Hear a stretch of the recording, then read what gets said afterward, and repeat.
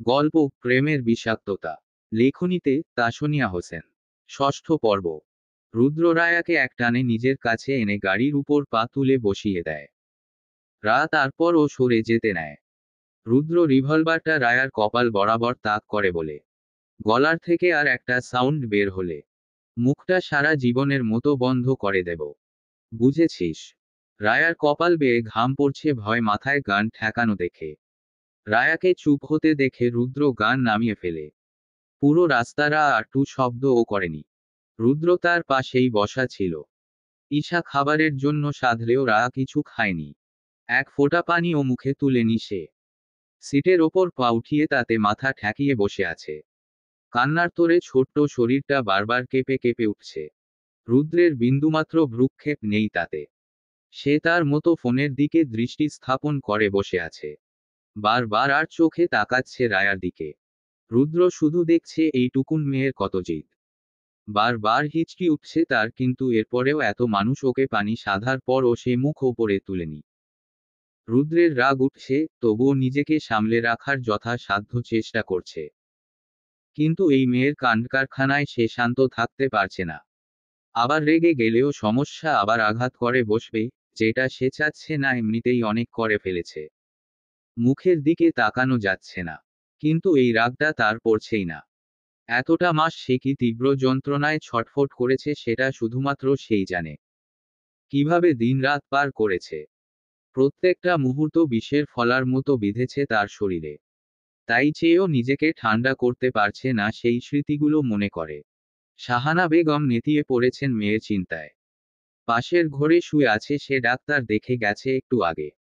ওই দিন রাগ করে চলে যাওয়ার পর নিহালরা কেউ আর ওদের সাথে কোন যোগাযোগ করেনি। কিন্তু আজ এই কথা শুনে আর রায়ার ফুফি রাগ করে বসে থাকতে পারেনি। সবকিছুর পর একমাত্র ভাই। আর রায়াকে তিনি নিজের মেয়ের থেকে কোন অংশে কম দেখেন না।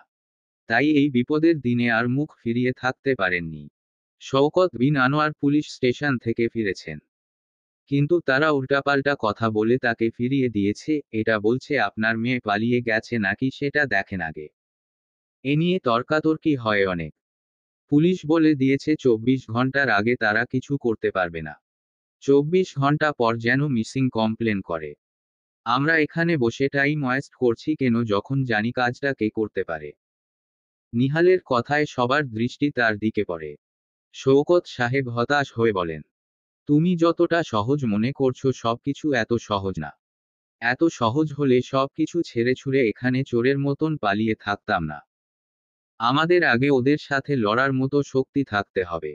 গাড়ি আসছে, আমি রওনা দিব। তুমি তোমার মামি দেখে রেখো। আর রায়ানের কোন খোঁজ পাও নাকি দেখো। নিহাল শওকত সাহেবের কথার প্রতিবাদ করে বলে ওঠে, আমিও যাব, দেখি ওদের ক্ষমতা। কে কি করতে পারে। ওরা কিভাবে একজনকে আটকে রাখতে পারে তার মতের বিরুদ্ধে গিয়ে। দেশে কি আইন কানুন উঠে গেছে নাকি? শওকত বিন আনোয়ার আর না করেনি নিহালকে। তিনি একা কি করতে পারবেন। একজন সাথে থাকলে ভালো। শাহেদ ফিরে এসেছে রায়াকে পাওয়ার পরপরই ইয়াশকে ছেড়ে দেওয়া হয়েছে। হাসপাতালে ভর্তি করিয়ে তার ফ্যামিলিকে জানানো হয়েছে। আর হাসপাতালের যাবতীয় সব বিল মিটিয়ে তারপরই ঢাকা ব্যাক করেছে সে। ঘড়িতে 6টা 46। রুদ্ররা ফিরেছে কিছু সময় হলো। রুদ্রের সব ফ্রেন্ডরা এসেই বিয়ের তোড়জোড়ে লেগে পড়েছে। এতটা জার্নি করে এসে কার ও শরীরে কোন ক্লান্তি নেই। উল্টো তারা উল্লাসে ফেটে পড়ছে। শিফা অনেক কাজই এগিয়ে ফেলেছে। বড় করে কিছু না করলেও খান বংশের একমাত্র ছেলের বিয়ে কিছুই করবে না সেটা তো হয় না। রুদ্রের সাথে কথা হওয়ার পরপরই শিফা ডেকোরেশন এর লোকদের ফোন করে আনিয়ে নেয়। কয়েক ঘন্টার মধ্যেই পুরো বাড়ি সাজিয়ে ফেলে তারা। ক্যাটারারের লোকদেরকেও আনিয়েছে। আর জুয়েলারি কেনার জন্য বাইরে যায়নি, বাড়িতে ফোন দিয়ে আনিয়েই নতুন বউয়ের জন্য নতুন ডিজাইনের কিছু গয়না কিনে ফেলে। রুদ্রের মায়ের সব গয়নাগাটি বের করে পালিশ করিয়ে নিয়েছে। যতই হোক এ যুগের মেয়ে, তার কি এসব পুরনো আমলের ভারী ভারী সেট পছন্দ হবে। এজন্যই জুয়েলার্সকে ডাকিয়ে ডায়মন্ডের মাঝে কিছু সিম্পল সেট নিয়ে নেয়। কোন কিছুতে সে কোন কমতি রাখেনি। রুদ্র তার অফিসের এমপ্লয়ি প্রিয়াকে রায়ার যাবতীয় যা প্রয়োজন, কসমেটিক্স থেকে শুরু করে জুতা, জামা কাপড়, দেশি, ওয়েস্টার্ন, গাউন, শাড়ি, সব রঙের সবকিছু আনানোর জন্য বলে দেয়। কিন্তু মাঝখানে বাদ সাধেন আশরাফ খান। তার কথা এভাবে বিয়ে হবে না, কোন অ্যারেঞ্জমেন্ট ছাড়া। আর মেয়ের বাবা মাকে ছাড়া কিভাবে বিয়ে হবে। কাল শুক্রবার, সবাইকে বলে আজমির তালুকদারের সপরিবার রায়ার পরিবারের সবাইকে নিয়ে কালকে জুম্মার পর যেন বিয়ে হয়। কিন্তু রুদ্র কারো কোন কথা মানতে নারাজ। সে আর কারোর কোন কথা মানবে না। সবার কথা মানতে গিয়েই তাকে এতদিন ভুগতে হয়েছে। না হয় এতদিনে সে বাচ্চার বাবা হয়ে যেত। ঈশাও বলে রুদ্রকে, দেখ ওর শরীরের কন্ডিশনও ভালো না। যা অবস্থা করেছিস, ওকে আজকের দিনটা সময় দে। নিজেকে মেন্টালি প্রিপেয়ার করার জন্য ধীরে সুস্থ কর। ও তো আর পালিয়ে যেতে পারবে না এত এত সিকিউরিটির মাঝে। কিন্তু রুদ্র কারোর কথাই কানে তুলছে না। সে যেটা বলেছে ওটাই হবে আজ। আর এক মুহূর্ত অপেক্ষা করবে না সে। রায়াকে একটা ঘরে আটকে রাখা হয়েছে। বাইরে একজন গার্ড দাঁড়ানো তাকে পাহারা দেওয়ার জন্য, যাতে সে বাইরে যেতে না পারে। কিন্তু এতে সমস্যায় পড়েছে নিশা। সেও ভিতরে যেতে পারছে না। রুদ্রের নির্দেশ তার পারমিশন ছাড়া যেন কেউ এই রুমে ঢুকতে না পারে আর বের হতেও না পারে। নিশা শুধু সুযোগ খুঁজছে। সে কিছুতেই এই বিয়ে হতে দেবে না।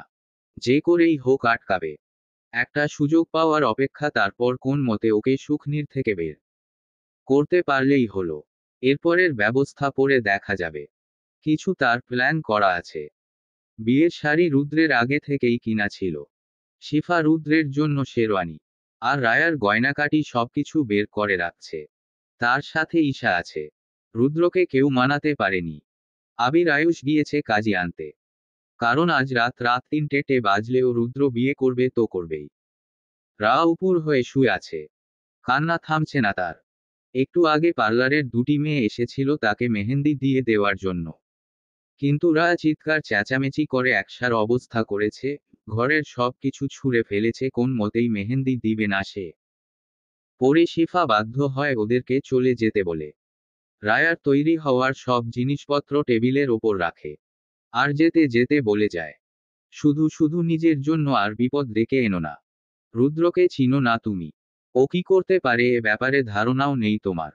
যা হচ্ছে চুপচাপ মেনে নাও। না হলে তোমাকে আর তোমার ফ্যামিলির সবাইকে ভুগতে হবে। মেনে নাও সবকিছু, এটাই তোমার জন্য মঙ্গল। তোমার সাত কপালের ভাগ্য আমার ভাইয়ের মন পড়েছে তোমার উপর। না হয় যা করেছো এর জন্য তোমাকে সহ তোমার পুরো ফ্যামিলিকে মেরে পুঁতে ফেলতো ও। তোমাদের অস্তিত্বও খুঁজে পেত না কেউ। রায়ার বাবা মায়ের কথা মনে পড়ছে খুব। তাদের কি অবস্থা হচ্ছে এখন তাকে খুঁজে না পেয়ে। আজকের সকালের ঘটনাগুলো মনে করেই চোখ দিয়ে পানি পড়ছে। বাবা বলেছিল জলদি বাড়ি ফিরতে। কিন্তু সে কি আর কখনো পারবে ফিরে যেতে তার বাড়িতে, তার বাবা মায়ের কাছে। ভাইয়ের সাথে করা খুনসুটিগুলো কি আর ফিরে পাবে। মায়ের বকা, বাবার আদর আর কি পাওয়া হবে তার এ জীবনে। রায়ার ভাবনার মাঝেই দরজা খুলে ভেতরে ঢুকে রুদ্র। দরজার শব্দ রায়ার কানে গেলেও সে কোন নড়চড় করে না। কিছুক্ষণ আগে পর্যন্ত সে দরজা ধাক্কা দিয়েছে অনবরত, কিন্তু কেউ খোলেনি। সারাটা দিনের না খাওয়া সে শরীরে আর কুলোচ্ছে না তার। গলা শুকিয়ে কাঠ হয়ে গেছে। তবুও সে কিছু মুখে তুলছে না। এভাবে না খেয়ে মরে যাবে তবুও সে ওই লোকের কথা মানবে না। রুদ্র রুমে ঢুকে দেখে রা বিছানার এক কোনায় বালিশে মুখ চেপে শুয়ে আছে।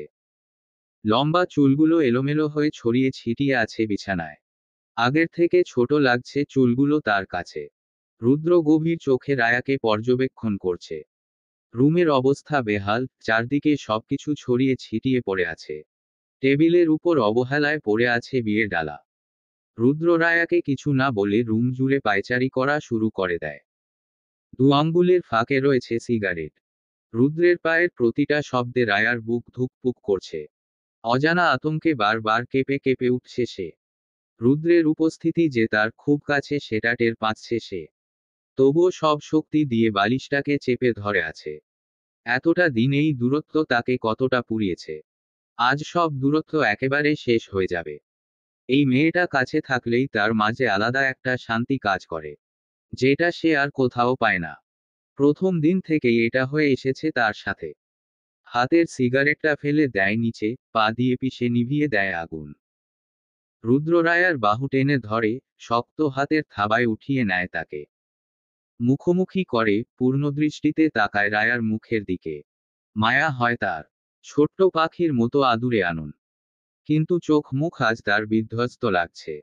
দুগালে 5 আঙ্গুলের দাগ স্পষ্ট। গালের কাটা জায়গাটা শুকোয়নি এখনো। রুদ্র হাত বাড়িয়ে দেয় রায়ার গালের ক্ষতস্থানে। রায়া ঝাড়া মেরে সরিয়ে দেয় তার হাত গাল থেকে। হাসে রুদ্র রায়ার তেজ দেখে।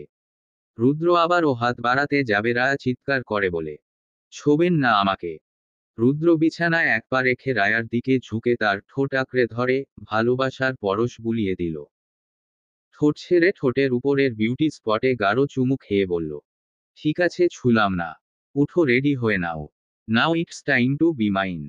রার আগে রিরি করে উঠে। চিৎকার করে বলে, আপ।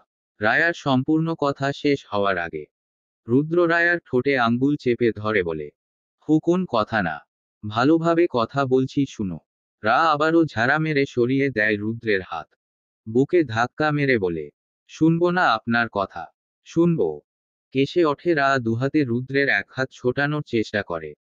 রুদ্র কণ্ঠনালীতে আরো জোরে চেপে ধরে বলে, কাকে গলার জোর দেখাচ্ছিস তুই?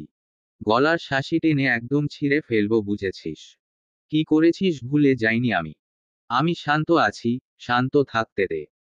এদিকে রায়ার দম বন্ধ হয়ে যাওয়ার উপক্রম। চোখ উল্টে আসছে দেখে রুদ্র ছেড়ে দেয়। ছাড়া পেয়ে রা বুকে হাত দিয়ে শ্বাস নেওয়ার চেষ্টা করছে।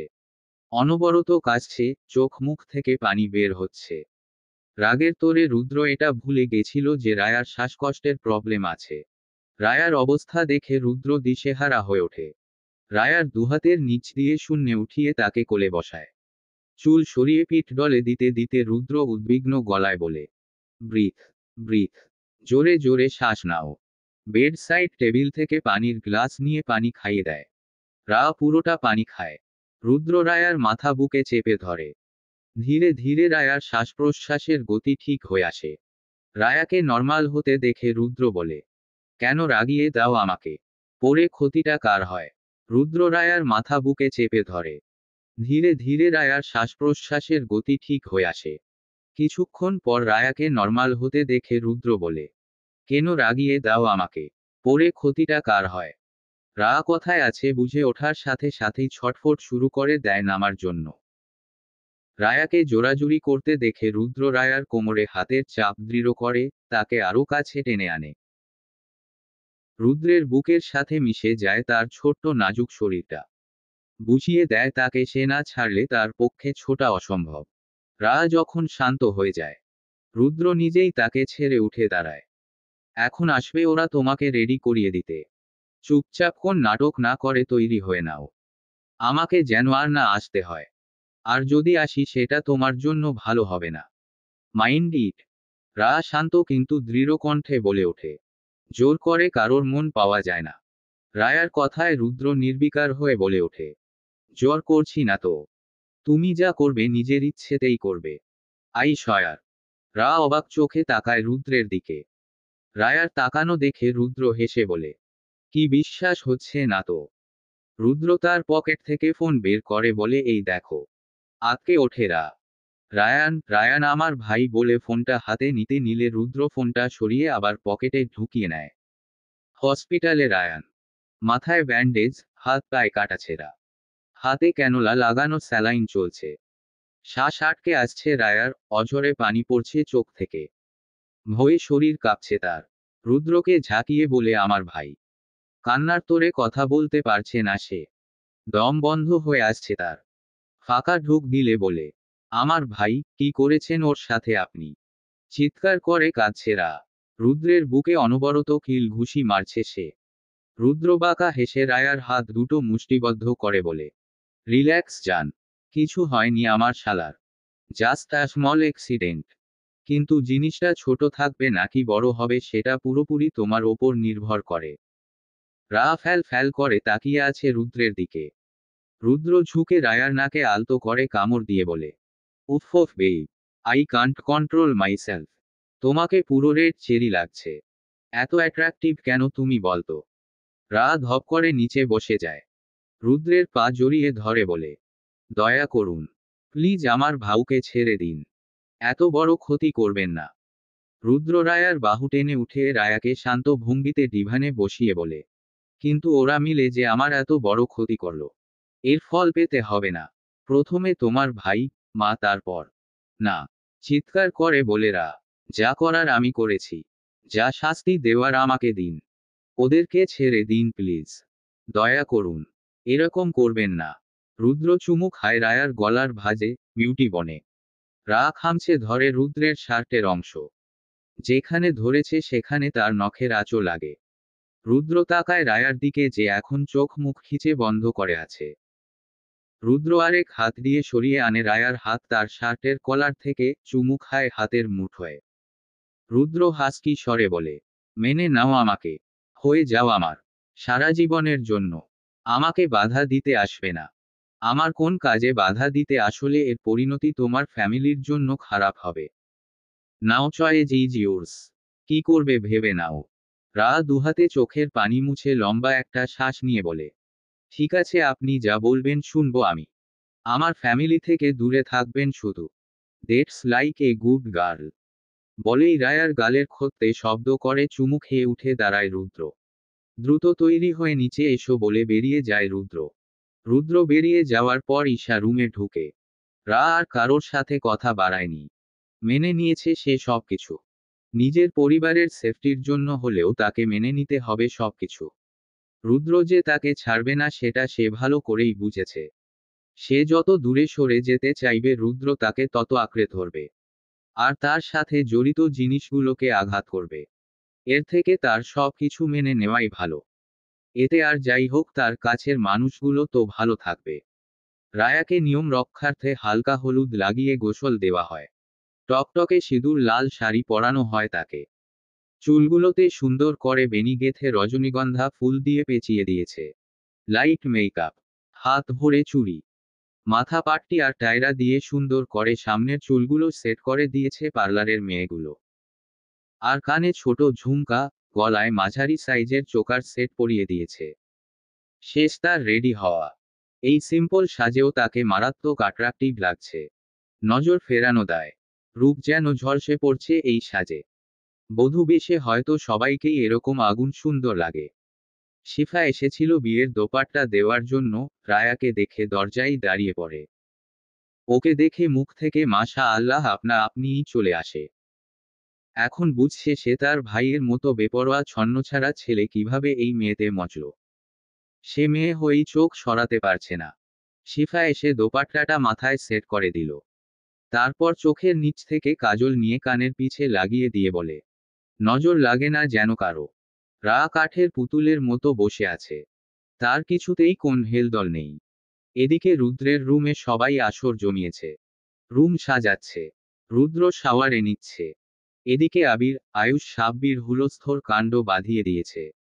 পুরো রুম গোলাপ ফুল আর ছোট ছোট ক্যান্ডেল দিয়ে সাজিয়েছে। পুরো বেড জুড়ে গোলাপের পাপড়ি। রুদ্র বের হয়ে ওদের কাণ্ডকারখানা দেখে, কিন্তু কিছু বলে না। সে ছেড়ে দিলেও ওকে কেউ ছেড়ে দেয়নি। এক একটা এক এক জিনিস নিয়ে টিজ করে যাচ্ছে। রুদ্র বরাবরের মতোই নির্লিপ্ততা। ক্লোজেট খুলে কাপড় বের করতে যাবে, এমন সময় আয়ুষ পিছন থেকে ওর পিঠে চাপড় মেরে বলে, শালা, তোর জামা কাপড় এখানে। রুদ্র চোখ মুখ বিকৃত করে বলে, আমি এসব পরছি না। আবির এসে বলে, তা কেন মামা, বিয়ে করবে আর বর সাজবে না এটা তো হয় না। বিয়ে করলে প্রপারলি করতে হবে। রুদ্রতাও ওদের কথা মানতে নারাজ। সে কিছুতেই এগুলো পরবে না মানে তো পরবেই না। পরে সাব্বির এসে বলে, ঠিক আছে শেরওয়ানি না হয় পরলি না, কিন্তু বিয়ে তো অ্যাটলিস্ট পাঞ্জাবিটা পর। রুদ্র আর না পেরে একটা পাজামা পাঞ্জাবির সেট আর তার উপর কটি পরে নেয়। জেল দিয়ে চুলগুলো সেট করে। একটা পারফিউমের বোতল প্রায় অর্ধেকটা স্প্রে করে ফেলে। রুদ্রকে পারফিউম দিতে দেখে আবির বলে, ভাই আজকে তো তোর স্মেলেই তোর বউ তোর সাথে লেপ্টে থাকবে।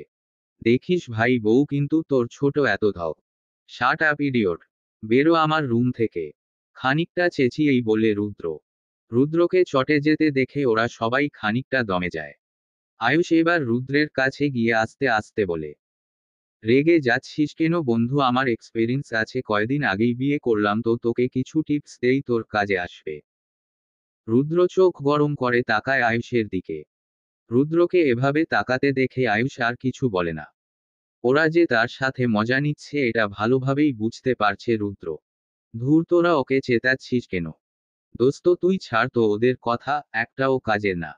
আজাইরা কথা বলার মাঝে ওস্তাদ। তুই ওটা এনেছিস তো?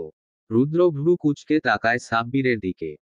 এদিকে আয়ুষ আর আবির হেসে কুটি কুটি হচ্ছে। আরে বুঝিসনি ওই যে সাব্বির পুরো কথা শেষ করতে পারেনি। তার আগেই রুদ্র ড্রয়ারটা খুলতে যাবে। তিনজন এক দৌড়ে রুমের বাইরে চলে যায়। রুদ্র ওদের যেতে দেখে সেও আনমনে হেসে ওঠে। আজ তার প্রাপ্তির খাতার আরও একটি নাম যোগ হবে। তার জীবনের সেরা প্রাপ্তি এটা। তার ছন্নছাড়া জীবনের একমাত্র খুঁটি। এদিকে নিশার বেহাল দশা, হাজার চেষ্টা করেও সে রায়ার কাছে যেতে পারেনি। একবার যেতে চেয়েছে, শিফা তাকে হুমকি ধামকি দিয়ে আটকে দিয়েছে। দেখ নিশা, এমন কিছু করে নিজের জন্য বিপদ ডেকে আনিস না, রুদ্র তোকে ছেড়ে দিবে না। এই মেয়ের মাঝে রুদ্রের প্রাণ। ওর কিছু হলে ও রণক্ষেত্র বাঁধিয়ে দিবে। নিজের ভালো পাগলেও বুঝে। মাথায় কোন উল্টাপাল্টা চিন্তা থাকলে বাদ দিয়ে দে। নিশা এটা বুঝে গেছে, যা করার ওকেই করতে হবে, কেউ ওকে সাহায্য করবে না। অনেক সুযোগ খোঁজে, যখন রায়ার রুমে ঢুকতে পারে তখন গিয়ে দেখে ঈশা রায়ার পাশে বসা। নিশাকে দেখেই ঈশা উঠে এসে বলে, তুমি এখানে কেন? নিশা আমতা আমতা করে বলে, না মানে ওকে দেখতে এসেছিলাম। সব ঠিক আছে কি না? ঈশা বিরক্ত কণ্ঠে বলে, এগুলো তোমার না দেখলেও চলবে। রুদ্র বলেছে না তোমাকে ওর থেকে দূরে থাকতে? আর এই বাড়ি থেকে চলে যেতে, তাহলে এখনো এখানে আছো কেন তুমি? ঈশার কথায় নিশার মুখ অপমানে থমথমে হয়ে যায়। সে কিছু না বলে বেরিয়ে আসে। কাজী সাহেব কাগজপত্র রেডি করছে। ড্রয়িং রুমে বসে আছে সবাই। তালুকদার পরিবার থেকে শুধু আজমির তালুকদারই এসেছেন। একমাত্র বোনের ছেলে তার, রুদ্রকে তিনি অনেক স্নেহ করেন। নিজের ছেলের থেকে কোন অংশে কম দেখেননি সে কখনো রুদ্রকে। এজন্যই তো নিজের ছেলের দিকেও তাকাননি, জানেন। রায়াকে যে সেও পছন্দ করত। রিপা তালুকদার এ নিয়ে কথা কাটাকাটি করলেও তিনি না এসে থাকতে পারেননি। রাইসাকে আসার কথা বললেও ও শরীর খারাপ বলে আসেনি। আজকাল মেয়ের ব্যবহারে অনেক অবাক হচ্ছেন তিনি, কেমন যেন চুপচাপ হয়ে গেছে। কাজী সাহেবকে অনেকে আনার জন্য বললে শিফা উঠে যায়। ঈশা রায়ার সাথেই ছিল। দুজনে মিলে রায়াকে নিয়ে আসে। রুদ্র অপলক চোখে তাকিয়ে আছে রায়ার দিকে। তার হার্টবিট ফাস্ট হয়ে গেছে। এতদিনের কষ্ট যেন তার এক মুহূর্তেই বিলীন হয়ে গেল। পরিপূর্ণ মনে হচ্ছে এখন তার নিজেকে। আবির এসে কানে কানে বলে, বন্ধু এক মাইয়া পাইছস রে তুই। রুদ্র দাঁতে দাঁত চিপে বলে, কলহার ভাবি, ইডিয়ট। রায়াকে রুদ্রের পাশেই বসানো হয়। বিয়ের কাজ শুরু হওয়া মাত্রই দারোয়ান এসে বলে, স্যার বাইরে দুইজন লোক ঝামেলা করছে। ওরা বলছে ওদের মেয়ে ভিতরে আছে। ওরা ওনাকে নিতে আইছেন। দারোয়ানের কথা শুনে তোরাক করে উঠে দাঁড়ায় রা। রুদ্র তার হাতের কবজি চেপে ধরে। রা ছলো ছলো চোখে তাকায় রুদ্রের দিকে। রুদ্র চোখ মুখ শক্ত করে বসে আছে। আশরাফ খান বলেন, কে ওরা? নাম বলেছে।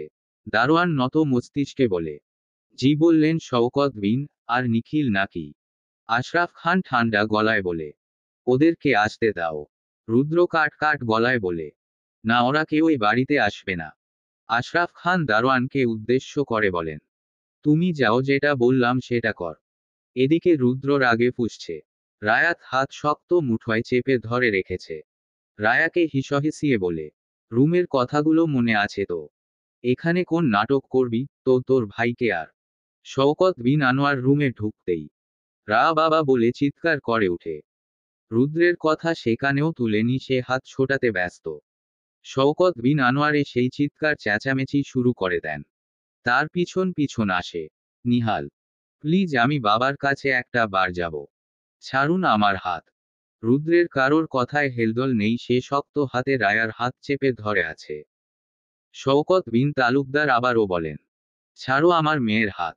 আমি মামলা করব তোমাদের নামে। আজমির তালুকদার, আশরাফ খান অনেক বোঝান তাকে, কিন্তু সে কারোর কথা শুনতে নারাজ। আশরাফ খান বলে ওঠেন, যা হচ্ছে তা মেনে নিন। মেয়ে আর মেয়ের জামাইয়ের জন্য দোয়া করুন যাতে ওরা ভালো থাকে সব সময়। যা করেছেন আপনারা, এতে কোন খুন খারাপই হয়নি, সেটাই আপনাদের ভাগ্য। নিহাল ওনার কথায় তেরে আসতে নিলে রুদ্রের ইশারার শাহেদ ওর মাথায় গান তাক করে। রায়াকে ছেড়ে শওকত বিন আনোয়ারের দিকে এগিয়ে যেতে যেতে বলে, মেয়ের খোঁজ নেওয়ার জন্য চলে এলেন ওদিকে আপনার ছেলের কি অবস্থা? যান যান, ছেলের কাছে যান। কখন আবার কি হয়ে যান? শওকত সাহেব রেগে বলেন, ইউসকাউল, কিশস, শ্বশুর মশাই আওয়াজ নিচে। এটা আপনার শরীরের জন্য ভালো না। বয়স হয়েছে তো, একটু সমঝে চলুন। রায় এসে তার বাবাকে জড়িয়ে ধরে কান্না করে দেয়। শওকত সাহেব ও মেয়েকে বুকে জড়িয়ে ধরে চোখের পানি ছেড়ে দেন।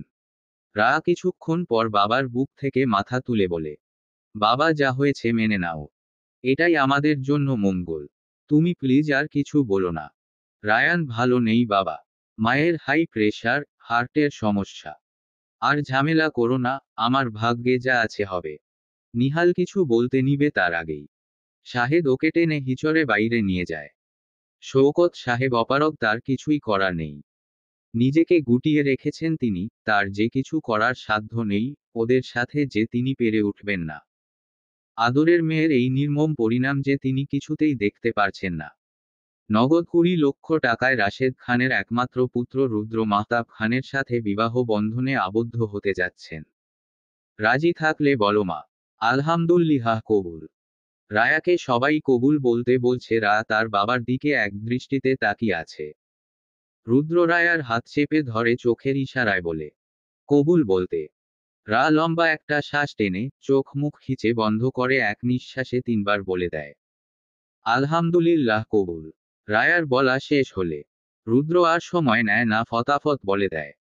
রুদ্রের বলার ধরন দেখে সবাই হেসে উঠে। তারপর দুজন রেজিস্ট্রি পেপারে সাইন করে। দুজনেই বিবাহ বন্ধনে আবদ্ধ হয়ে যায়। সবার কাছে দোয়া চেয়ে নেয়। শওকত সাহেব আর দাঁড়ান না, মেয়ের থেকে বিদায় নিয়ে চলে যান। এদিকে রা কাঁদতে কাঁদতে অস্থির। নিশার চোখে জল। চোখের সামনে ভালোবাসার মানুষকে অন্য কারো হতে দেখা অনেক কষ্টকর। একই দহনে পুড়ছে নিহাল। কিন্তু নিশা প্রতিশোধের আগুনে জ্বলছে। সে এর বদলা নিবে। আমার ভালোবাসা কেড়ে নিয়ে তুমি সুখে শান্তিতে ঘর করবে, আর সেটা আমি দেখব, এটা কখনো হবে না। রা তার বাবা চলে যাওয়ায় কাঁদছে।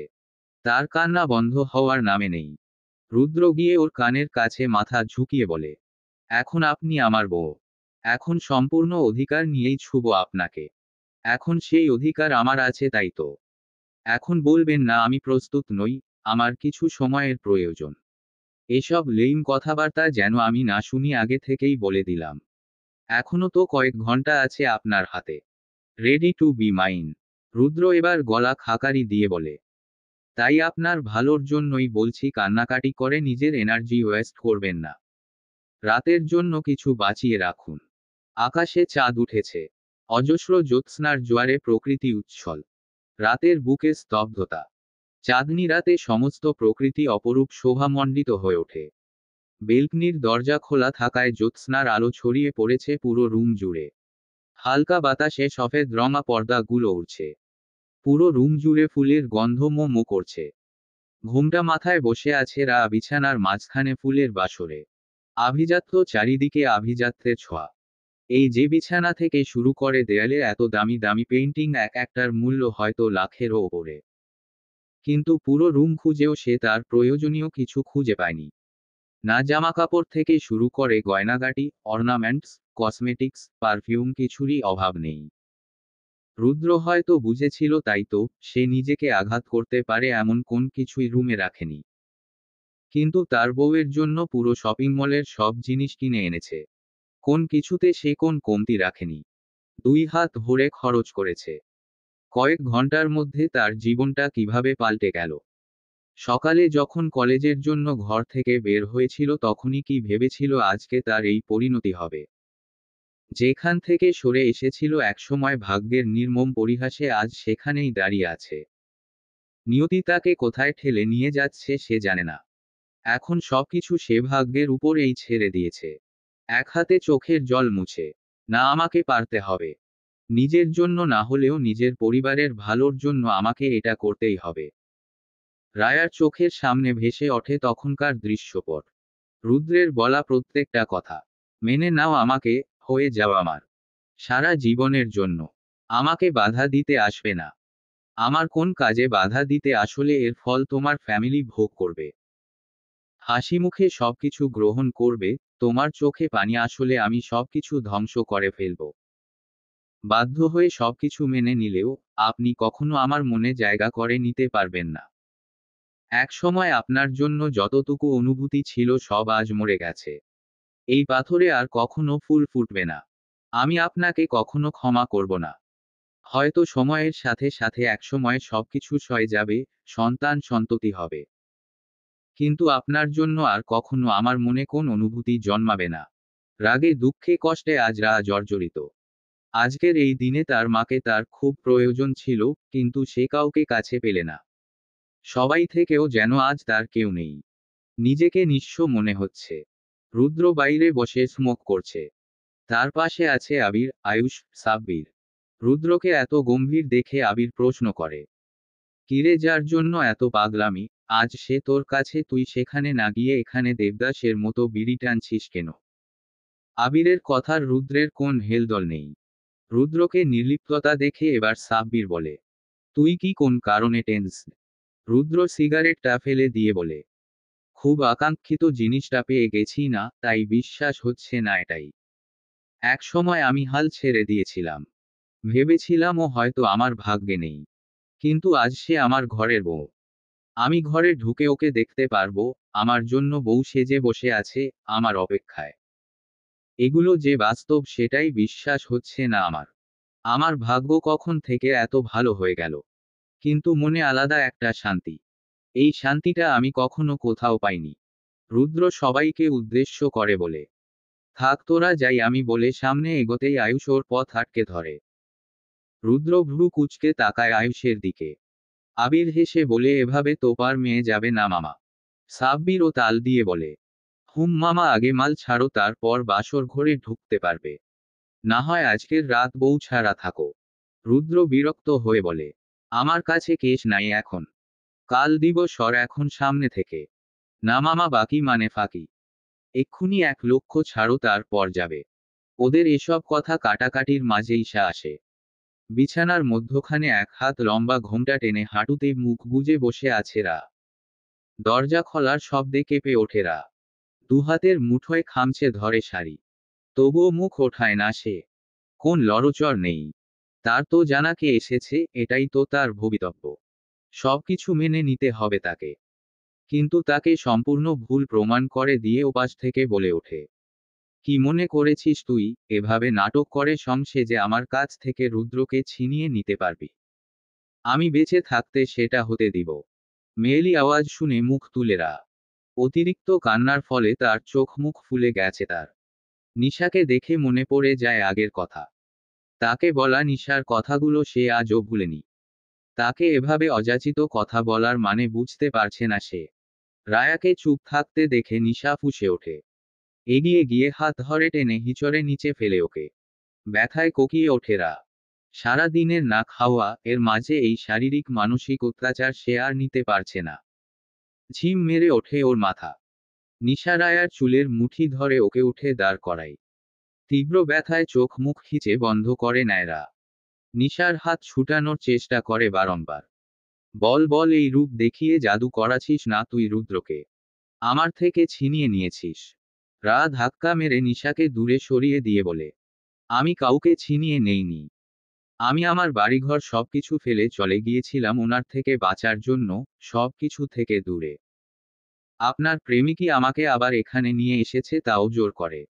তাই ফার্দার আর আমাকে এসব কিছু বলতে আসবেন না। এতই যখন ভালোবাসা আপনার, তাহলে আপনি ওনাকে সামলাতে পারেন না কেন? রায়ার চিৎকার করা দেখে নিশা এসে ওর গলা চেপে ধরে। ঈশা এসে বলে, আমাকে ছেড়ে তোরা কি সব কথা বলছিস? ঈশাকে দেখে আবির বলে, এসে গেছে ছাগল। রুদ্র বলে, তুই এখানে রা কোথায়? ঈশা দুষ্টুমির স্বরে বলে, তোর বউকে তোর ঘরে রেখে এসেছি। এখন আমার কাজ শেষ, আমাদের টাকা দিয়ে দে, আমরা চলে যাই তোর পথ ছেড়ে। ওকে একা ছাড়লি কেন?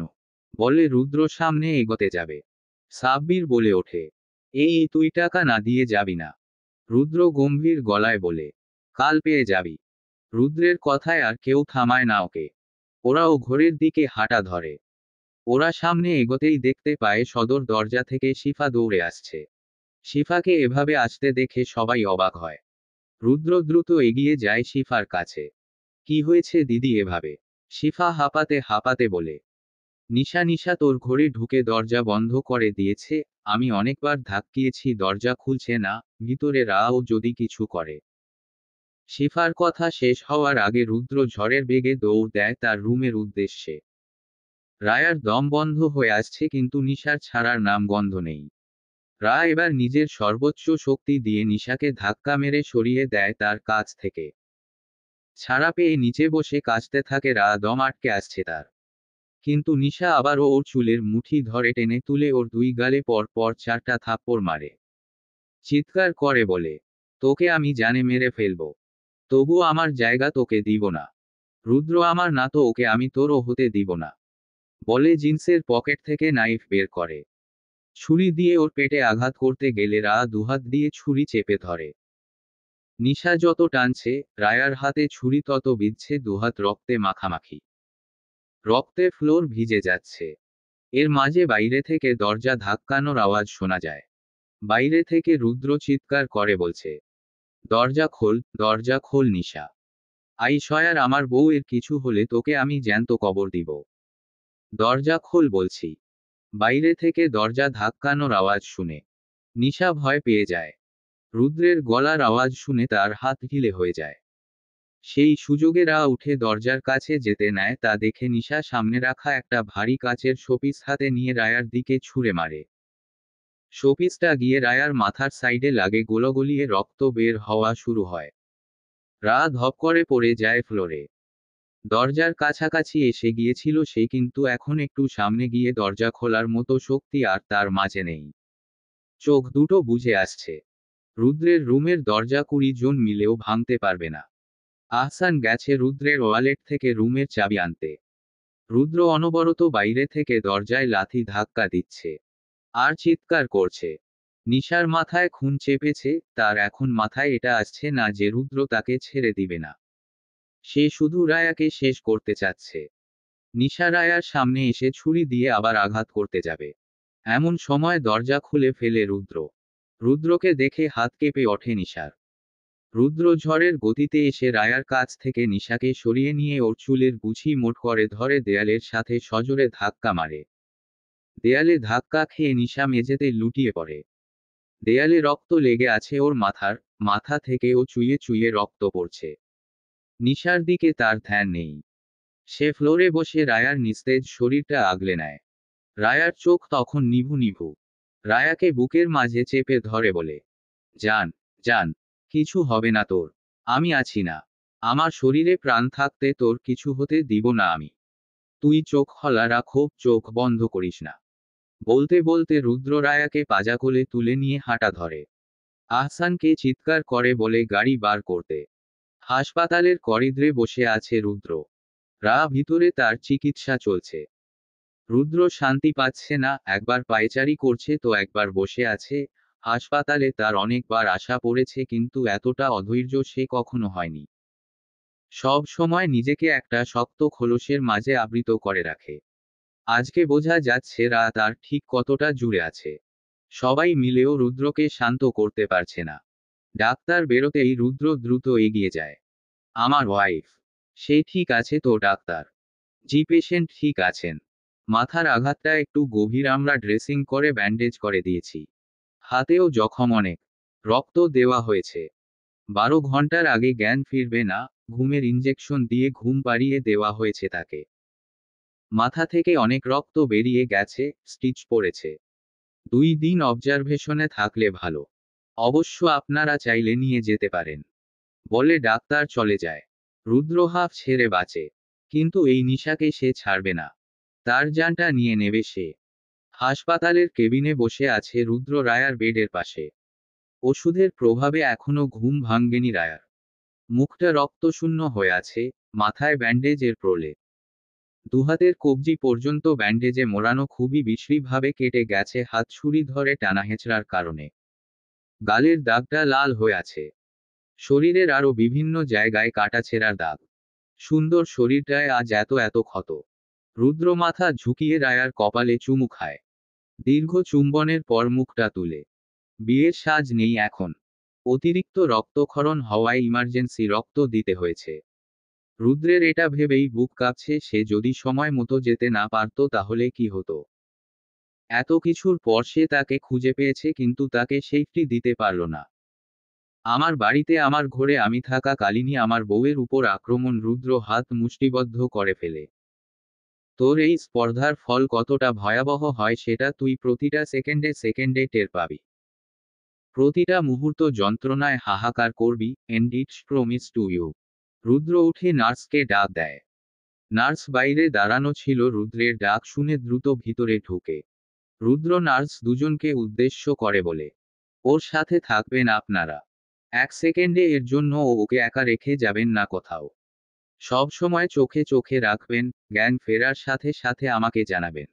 আর ডাক্তার ফাতিহা ছাড়া অন্য কেউ যেন এই কেবিনে ঢুকে না। আই রিপিট, অন্য কেউ না। বলে রুদ্র বেরিয়ে যায় কেবিন থেকে। নিশার একটা ব্যবস্থা না করা পর্যন্ত সে কিছুতেই শান্তি পাবে না। তার বউকে এতটা কষ্ট দিয়ে সে পৃথিবীর বুকে শান্তিতে নিঃশ্বাস নিবে, সেটা সে কিছুতেই হতে দিবে না।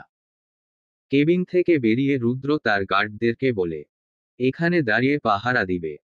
কেউ যেন ভিতরে ঢুকতে না পারে, আর না বের হতে পারে ভিতর থেকে। একটা মাছিও যেন গলতে না পারে। কোন কিছু হেরফের হলে একটা কেউ জ্যান্ত রাখবো না আমি। ঈশা, আয়ুষ রয় যায় হাসপাতালে। রুদ্রের সাথে চলে যায় কিছু গার্ড, আর বাকিরা হাসপাতালে থেকে যায়। রুদ্র হন্তদন্ত হয়ে বাড়িতে ঢুকে। আশরাফ খান বাড়িতেই আছেন। শিফার থেকে সব কথা শুনে তিনি দ্রুত বাড়িতে ফেরেন। বাড়িতে যে খুনখারাবি ঘটে যাবে সেটা সে ভালোই আঁচো করতে পেরেছে। রিনা খান এসে নিয়ে গেছে তার মেয়েকে। নিশা পাগলামি করেছে অনেক। সে রুদ্রকে ছাড়া যাবে না। কিছুতেই যাবে না। রুদ্র তাকে সে আর কাউকে দিবে না। এসব বলে চিৎকার চেঁচামেচি করে কেউ তাকে সামলাতে পারছিল না। মাথায় আঘাত পাওয়ার পরেও সে বারবার রায়াকে খুঁজছে, তাকে জানে মেরে ফেলার জন্য।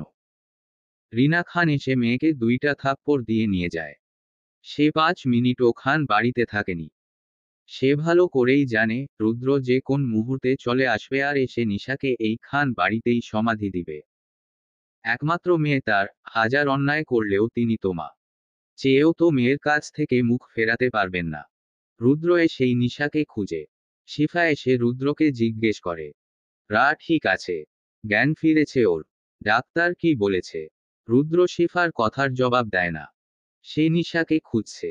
একটা গার্ডকে উদ্দেশ্য করে বলে, ওকে 1 মিনিটের মধ্যে আমার সামনে নিয়ে এসো। যাও। চিৎকার করে বলে রুদ্র। আশরাফ খান বলেন, ওকে তোমার ফুফু এসে নিয়ে গেছেন। আমি বলে দিয়েছি আর কোনোদিন ও যেন এই বাড়িতে পা না রাখে। এই বাড়ির দরজা ওর জন্য সারা জীবনের মতো বন্ধ। আর রিনা বলে দিয়েছে, ওকে বিদেশে পাঠিয়ে দিবে। যা হয়েছে তা তো আর ঠিক করতে পারবো না। এবারের মতো ওকে ক্ষমা করে দেও। এরপর আর এরকম কিছু হবে না, এর গ্যারান্টি আমি নিলাম। রুদ্র দাঁত কিরমির করে বলে, আজ যদি আমার বউয়ের কিছু হয়ে যেত এর গ্যারান্টি কে নিত? আপনি কি ফিরিয়ে দিতে পারতেন আমার ওয়াইফকে? আমার বউ হসপিটালের বেডে পড়ে আছে ওই মেয়ের জন্য। আমার বাড়িতে এসে আমার বউকে আঘাত করে গেল, আর আমি ওকে এত সহজে ছেড়ে দিব? কাপুরুষ নাকি আমি? আশরাফ খান রুদ্রের কথা দেখে হতভম্ব হয়ে যান। রুদ্র এরকম টোনে তার সাথে কখনো কথা বলেনি।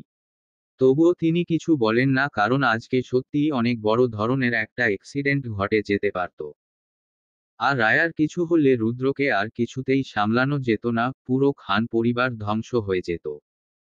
রুদ্র যে রায়ার জন্য কতটা ডেসপারেট এটা সবাই জানে।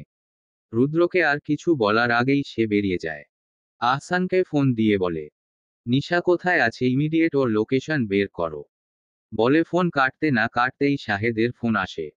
রুদ্র বিরক্ত হয়। কিন্তু শাহেদ প্রয়োজন ছাড়া তাকে ফোন দিবে না সেটা সে ভালো করেই জানে। ফোনের ওপাশের কথা শুনে রুদ্র স্তব্ধ হয়ে যায়। মাথায় যেন আকাশ ভেঙে পড়েছে তার। তার চট্টগ্রামের ফ্যাক্টরিতে আগুন লেগেছে। কোটি কোটি টাকার জিনিস পুড়ে ছাই হয়ে গেছে। এত বড় লস সে কিভাবে পোষাবে ভাবতেই মাথা নষ্ট হয়ে যাচ্ছে তার। তার উপরে বড় কথা, হাজার হাজার শ্রমিক আহত হয়েছে। রুদ্র দ্রুত চট্টগ্রাম এয়ারলাইন্সের টিকিট বুক করে। আহসান এদিকটা সামলে নিও। আর রায়ার প্রতি মিনিটের আপডেট জানিও আমাকে। ও যেন ফোন পায় না। ফোন খুঁজলেও যেন কেউ দেয় না। আর কোন ইমার্জেন্সি হলে আমাকে জানাবে দ্রুত। রুদ্র ঢাকা থেকে গেলেও আহসানকে রেখে গেছে রায়াকে নজরে রাখার জন্য। নিশার খবর ওদিনই পেয়েছিল রুদ্র। রিনা খান ওকে বাড়িতে নিয়ে গেলেও নিশা অতিরিক্ত বাড়াবাড়ি করে খান বাড়িতে যাওয়ার জন্য। এজন্য রিনা খান ওকে ঘরে আটকে দেয়। বাইরে যেতে না পারায় নিশা আরো হিংস্র হয়ে ওঠে। জেদের বসে হাতের রগ কেটে ফেলে। রিনা খান রাতে মেয়েকে খাবার দিতে এসে দেখেন নিশা বিছানায় পড়ে আছে আর রক্তে বেডশিট ভেজা। একমাত্র আদরের মেয়েকে এরকম বিধ্বস্ত অবস্থায় দেখে তিনি চিৎকার করে ওঠেন। তার চিৎকারের নিশার বাবা ছুটে আসে। দুজনে মিলে মেয়েকে হসপিটালে নিয়ে যান। ঢাকার স্বনামধন্য হসপিটাল অ্যাপোলোতে ভর্তি করা হয় তাকে। নিশার এই অবস্থা শুনেও রুদ্রের বিন্দুমাত্র মায়া হয়নি। উল্টো সে বলে দিয়েছে ডাক্তারকে বলে দিতে, ওকে এমন ইনজেকশন দিতে যেন সে মানসিক রোগীতে পরিণত হয়। যত টাকা চায় দাও। আর ডাক্তার যদি না মানে তাহলে তার মাথায় গান ধরো। কিন্তু আমি যেটা বলেছি সেটা হওয়া চাই। প্রয়োজনে অ্যান্টিবায়োটিক এমোক্সিসিলিন মাত্রাতিরিক্ত দিতে বলো। এই ওষুধের পার্শ্বপ্রতিক্রিয়ার ফলে মানসিক রোগ হয়। আমার শুধু ফল চাই। এখন সে কিভাবে করবে I don't know. She wanted to kill my wife. এখন ওর এমন অবস্থা করো যেন সে বেঁচে থেকেও মরে যায়। মরার মতো বাঁচে। I want her tragic end. পাওয়ার আর প্রতিপত্তির কাছে অনেকেরই নিজের আদর্শকে বিসর্জন দিতে হয়। ডাক্তার হালিমা করিমকেও বাধ্য হয়ে রুদ্রের কথা মতো কাজ করতে হয়। কি করবেন তিনি, তারও তো ফ্যামিলি আছে। ছোট্ট 5 বছরের একটা ফুটফুটে ছেলে সন্তানও আছে। ডাক্তার দেওয়া ওষুধের কারণে নিশার মেন্টাল কন্ডিশন খারাপের দিকে যাচ্ছে। আজ 4 দিন পর রা ফিরেছে সুখ নিরে। পরের দিনই তার জ্ঞান ফিরেছে। কারো সাথে কোন কথা বলেনি। রুদ্র ফোন দিলেও তার সাথে একটা অক্ষর ও বাক্য বিনিময় করেনি সে। কিছু বলেনি রুদ্র, সে শুধু দেখে গেছে সুন্দর সুশ্রী মুখশ্রীটা। তার চোখের শান্তি। ভিতরে চলতে থাকা সব অশান্তির একমাত্র নিরাময়। তার বউ। তার পাখি, প্রাণ পাখি। রুদ্র চট্টগ্রাম থেকে এখনো ফিরতে পারেনি। কাজের জন্য। নয়তো এই সময় ঢাকা ছেড়ে আসতো না। তার কাছে তার কাজ অনেক প্রিয়। আজকের সে যা হয়েছে তার পেছনে রয়েছে অঢেল পরিশ্রম। তার বাবার স্বপ্ন। বাবার ছোট্ট বিজনেসটাকে সে আজকে দেশে বিদেশে ছড়িয়েছে। এই কারণেই সে এই দিক ছেড়ে পুরোপুরি রাজনীতির সাথে নিজেকে জোড়াতে পারে না। আবার ছাড়তেও পারে না। দুটোকে আঁকড়ে ধরেই চলেছে আজীবন। তার যে টাকা লস হয়েছে এটা পোষাতে তার কয়েক মাস চলে যাবে। এত বড় ফ্যাক্টরি পুরো আগুনে ছারখার হয়ে গেছে। এটা যে কেউ ইচ্ছে করে করেছে সেটা সে টের পেয়েছে। হাজার হাজার মানুষ আহত হয়েছে। এদের চিকিৎসার খরচ সব রুদ্র বহন করেছে। আর যাদের আপনজন মারা গেছে তাদের কেউ একটা ক্ষতিপূরণ দিয়েছে। তাদের পরিবারের বাকিদের দায়িত্ব নিয়েছে। আর সব শ্রমিকদের এই ফ্যাক্টরি আপাতত ঠিক না হওয়া পর্যন্ত তার আরেক কোম্পানিতে কাজ দিয়েছে। সিসিটিভি ফুটেজ চেক করে পুলিশ 11 জন আসামিকে গ্রেফতার করেছে। ফুটেজ স্পষ্ট দেখা গেছে ওরা ফ্যাক্টরির চারপাশে কেরোসিন ঢেলে আগুন লাগিয়েছে। ওদেরকে জিজ্ঞাসাবাদ করা হলে ওরা কারোর নাম নেয়নি। সকালেই ওদের কোর্টে চালান করে দেওয়া হবে।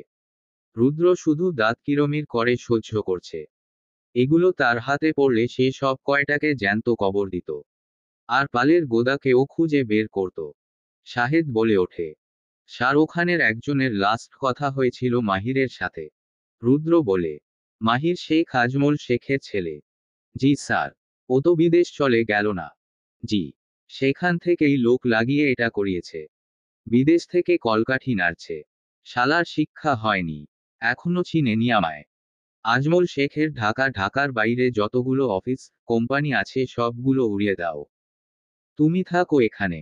এদিকটা সামলে নিও। প্রয়োজনে আহসানকে আনিয়ে নাও।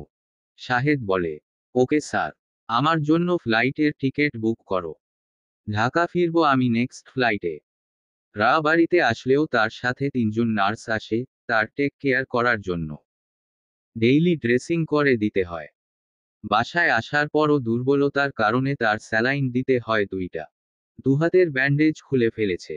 মাথার সেলাই কাটা হয়েছে আজ। এই কদিন গোসল না করার কারণে তার নিজের কাছে অস্বস্তি লাগছে, মাথাটাও ভার ভার হয়ে আছে। রা আলমারি থেকে একটা সুতির নীল কালারের ঢিলেঢালা ফ্রক নেয়, প্যান্ট ওড়না নিয়ে লম্বা একটা শাওয়ার নেয়। মাথায় শ্যাম্পু করে, চুলগুলো সব আঠা আঠা হয়ে গেছে। এ বাড়িতে কাজের লোকেরা ছাড়া আর কেউ নেই, শিফা তার নিজের কাজে ব্যস্ত। আশরাফ খান সারাদিন বাইরে বাইরেই থাকেন, মাঝে মাঝে রাতে বাড়ি ফিরেন, বেশিরভাগ সময় পার্টি অফিসেই থেকে যান। রুদ্রেরও আসা যাওয়া ঠিক নেই। সে তার কাজের পারপাসে এই দেশ থেকে ওই দেশ। এত বড় বাড়িতে কাজের লোকেরা ছাড়া কেউ থাকে না বলতে গেলেই চলে। রায়ার দম বন্ধ হয়ে আসছে এখানে। নার্সের কাছে অনেকবার ফোন চাইলেও কেউ তাকে ফোন দেয় না। অবশ্য রুদ্র না থাকায় তার জান বেঁচেছে। রা শাওয়ার নিয়ে বেরিয়ে এসে দেখে নার্স দুজন দাঁড়িয়ে আছে। রা এটা বুঝে যে মূলত ওকে পাহারা দেওয়ার জন্যই ওদেরকে আনা হয়েছে। আপনারা দাঁড়িয়ে আছেন কেন আপু? বসেন। না না ম্যাডাম, ঠিক আছি আমরা। রা আর কথা বাড়ায় না, জোহরের নামাজটা পড়ে নেয়। কতদিন নামাজ পড়তে পারেনি। তার ভেতরের অশান্তিটা একটু হলেও কমবে। নামাজ পড়ে আল্লাহর কাছে পানা চায়। জায়নামাজ গুছিয়ে রাখতে যাবে এমন সময় একজন নার্স এসে বলে, আমাকে দিন ম্যাডাম। রা কথা বাড়ায় না, দিয়ে দেয় তার হাতে। বিরক্ত লাগছে তার কাছে সব। বাবা মাকে মিস করছে খুব। সে এত অসুস্থ, কিন্তু এই প্রথমবার তার মা বাবা তার কাছে নেই। ম্যাডাম ম্যাডাম, নার্সের ডাকে ধ্যান ভাঙ্গে রায়ার। চোখের পানি মুছে তাকায় তার দিকে। ম্যাম আপনি রেস্ট নিন। আপনার শরীর এখনো পুরোপুরি ঠিক হয়নি, দুর্বলতা রয়ে গেছে। রা একটা দীর্ঘশ্বাস টেনে বলে, শুয়ে থাকতে আর ভালো লাগছে না আপু। শরীরটা ম্যাজ ম্যাজ করছে। একটু বসি। রা বাইরে যেতে চাইলে আটকে দেওয়া হয় তাকে। সে জানতে চাইলে বলে, স্যারের বারণ আছে ম্যাম, আপনি রুমের বাইরে কোথাও যেতে পারবেন না। রা কিছু বলে না। চুপচাপ গিয়ে ডিভানে বসে পড়ে। নিজেকে শক্ত করে। চোখে পানি আসার আগেই মুছে ফেলে। এটাই তার ভবিতব্য, তাকে মানতে হবে। তাকে এই চার দেওয়ালের মাঝেই থাকতে হবে। এই লোকের সাথেই। রায়াকে দেখে খারাপ লাগছে তাদের। কিন্তু তাদের যে কিছু করার নেই। তাদেরকে যা অর্ডার দেওয়া হয়েছে সেগুলো তাদেরকে মানতেই হবে। দুপুর রাত 2:09 এমন সময় দরজার নব ঘুরিয়ে রুমে প্রবেশ করে রুদ্র। রা তখন ডিভানে হেলান দিয়ে চোখ বন্ধ করে আছে। শব্দ তার কানে গেলেও সে মাথা তুলল না। কে এলো এ গেল এতে তার কিছু যায় আসে না। রুদ্রকে দেখে নার্স তিনজন দাঁড়িয়ে যায়। রুদ্র চোখ ঘুরিয়ে খোঁজ তার পরীকে। নজরে আসতেই চোখের দৃষ্টি স্থির হয়ে যায়। রুদ্র রায়ার দিকে চোখ রেখে সামনে এগিয়ে যেতেই ওদেরকে উদ্দেশ্য করে বলে, আউট। রুদ্রের নির্দেশ পেয়েই ওরা তড়িঘড়ি রুম থেকে বেরিয়ে যায়। কড়া পারফিউমের ঘ্রাণেরা বুঝে যায় কে এসেছে। তবুও চোখ বন্ধ করে রাখে, খুলে না। রুদ্র রায়ার কাছে যায়। ডিভানের মধ্যে পা গুটিয়ে বসে সে, ভেজা চুলগুলো মেঝেতে ছড়িয়ে আছে।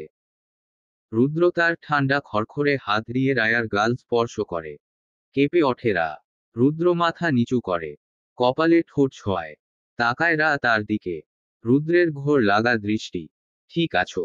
রা মাথা নাড়ায়। ওষুধ খেয়েছো? রা ধরে আসা গলায় জবাব দেয়, হুম। ফোন দিলাম, কথা বললা না। নিরুত্তর রা। উত্তরের আশা করে রুদ্র। সে তো রায়ার চুল নিয়ে খেলতে ব্যস্ত। Your smell is so good, I just love it, miss you so much পাখি। খুব বেশি মন পড়েছে তোমার কথা। বাট খুব বড় একটা ঝামেলায় পড়ে গিয়েছিলাম। বলতে বলতে রুদ্র রায়ার ঘাড়ে মুখ গুজে। ঘাড়ের ওপর পড়া রুদ্রের প্রত্যেকটা নিঃশ্বাসে কেঁপে কেঁপে উঠে রা। এক হাত রায়ার পেটে চেপে ধরা। হাতটা ক্রমশ উপরে আসতে দেখে রা হাত চেপে ধরে রুদ্রের।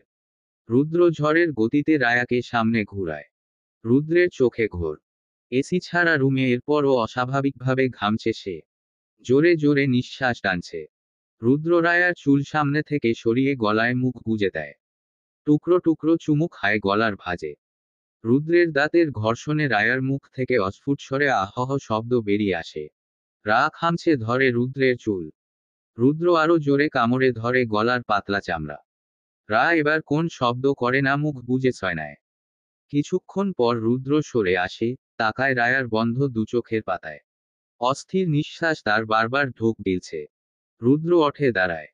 রুদ্রকে দূরে সরে যেতে দেখে রায়া চোখ মেলে তাকায়।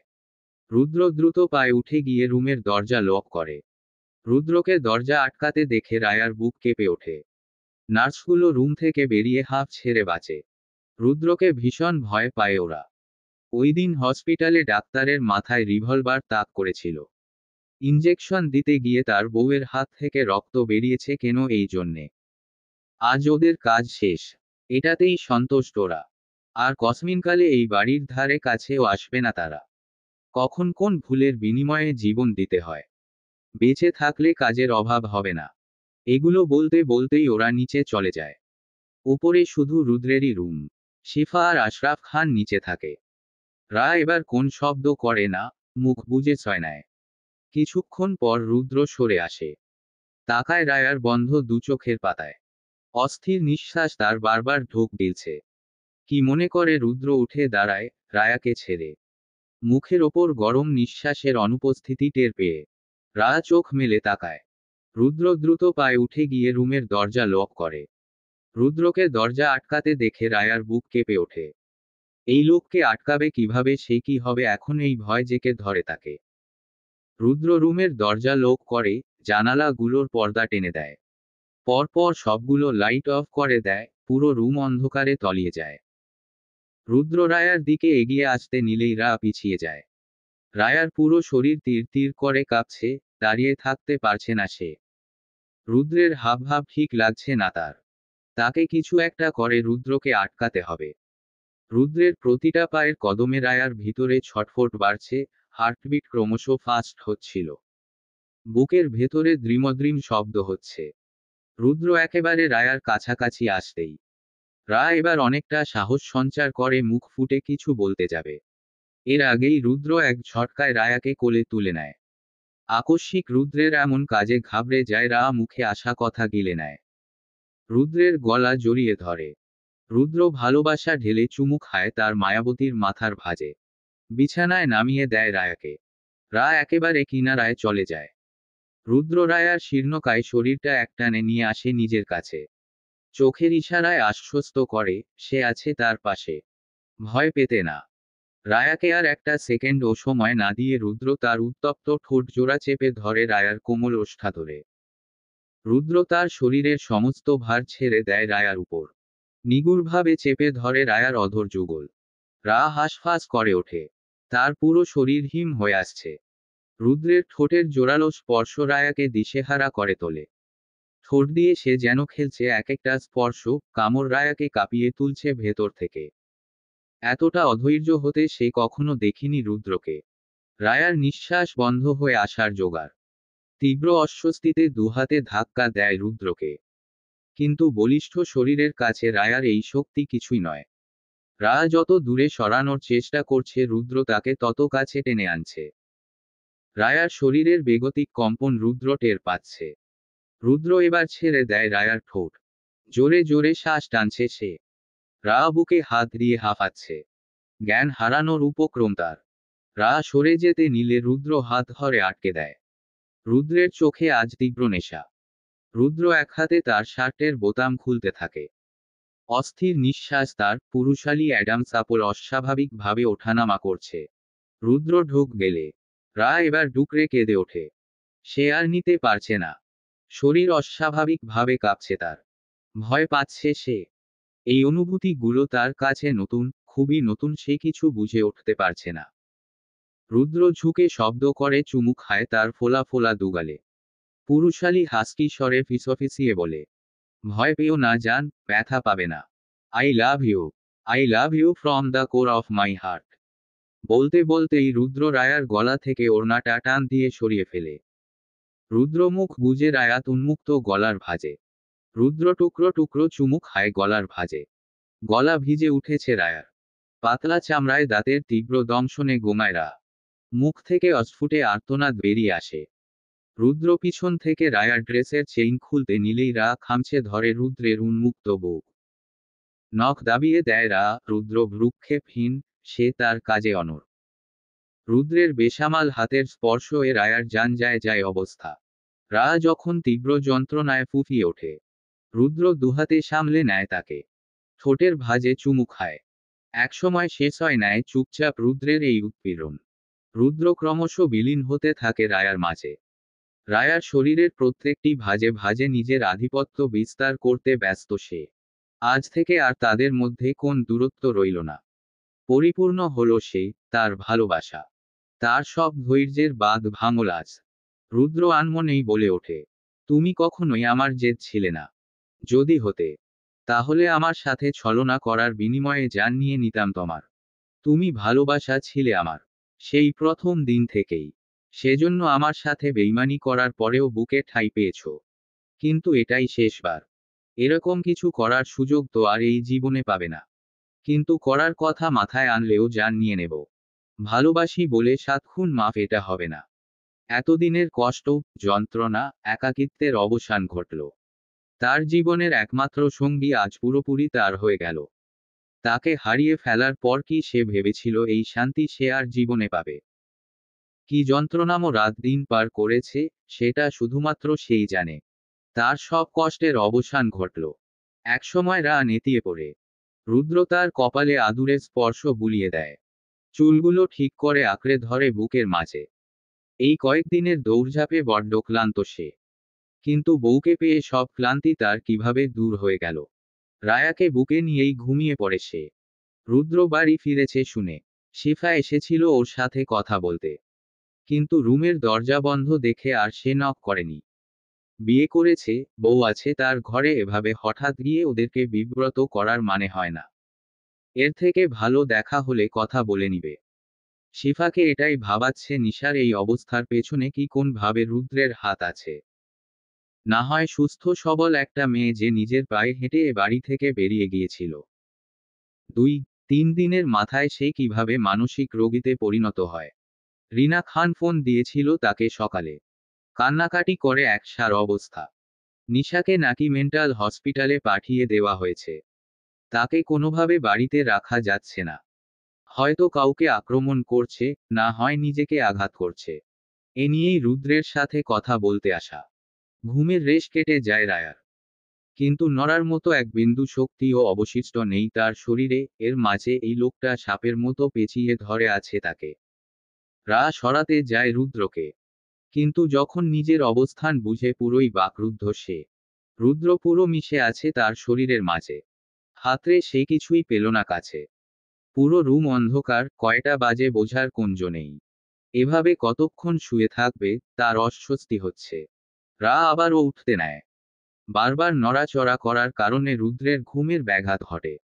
বিরক্তিতে তার মুখ থেকে বর্গীয় শব্দ বেরিয়ে আসে। রুদ্রকে নড়তে দেখে রা জমে যায়।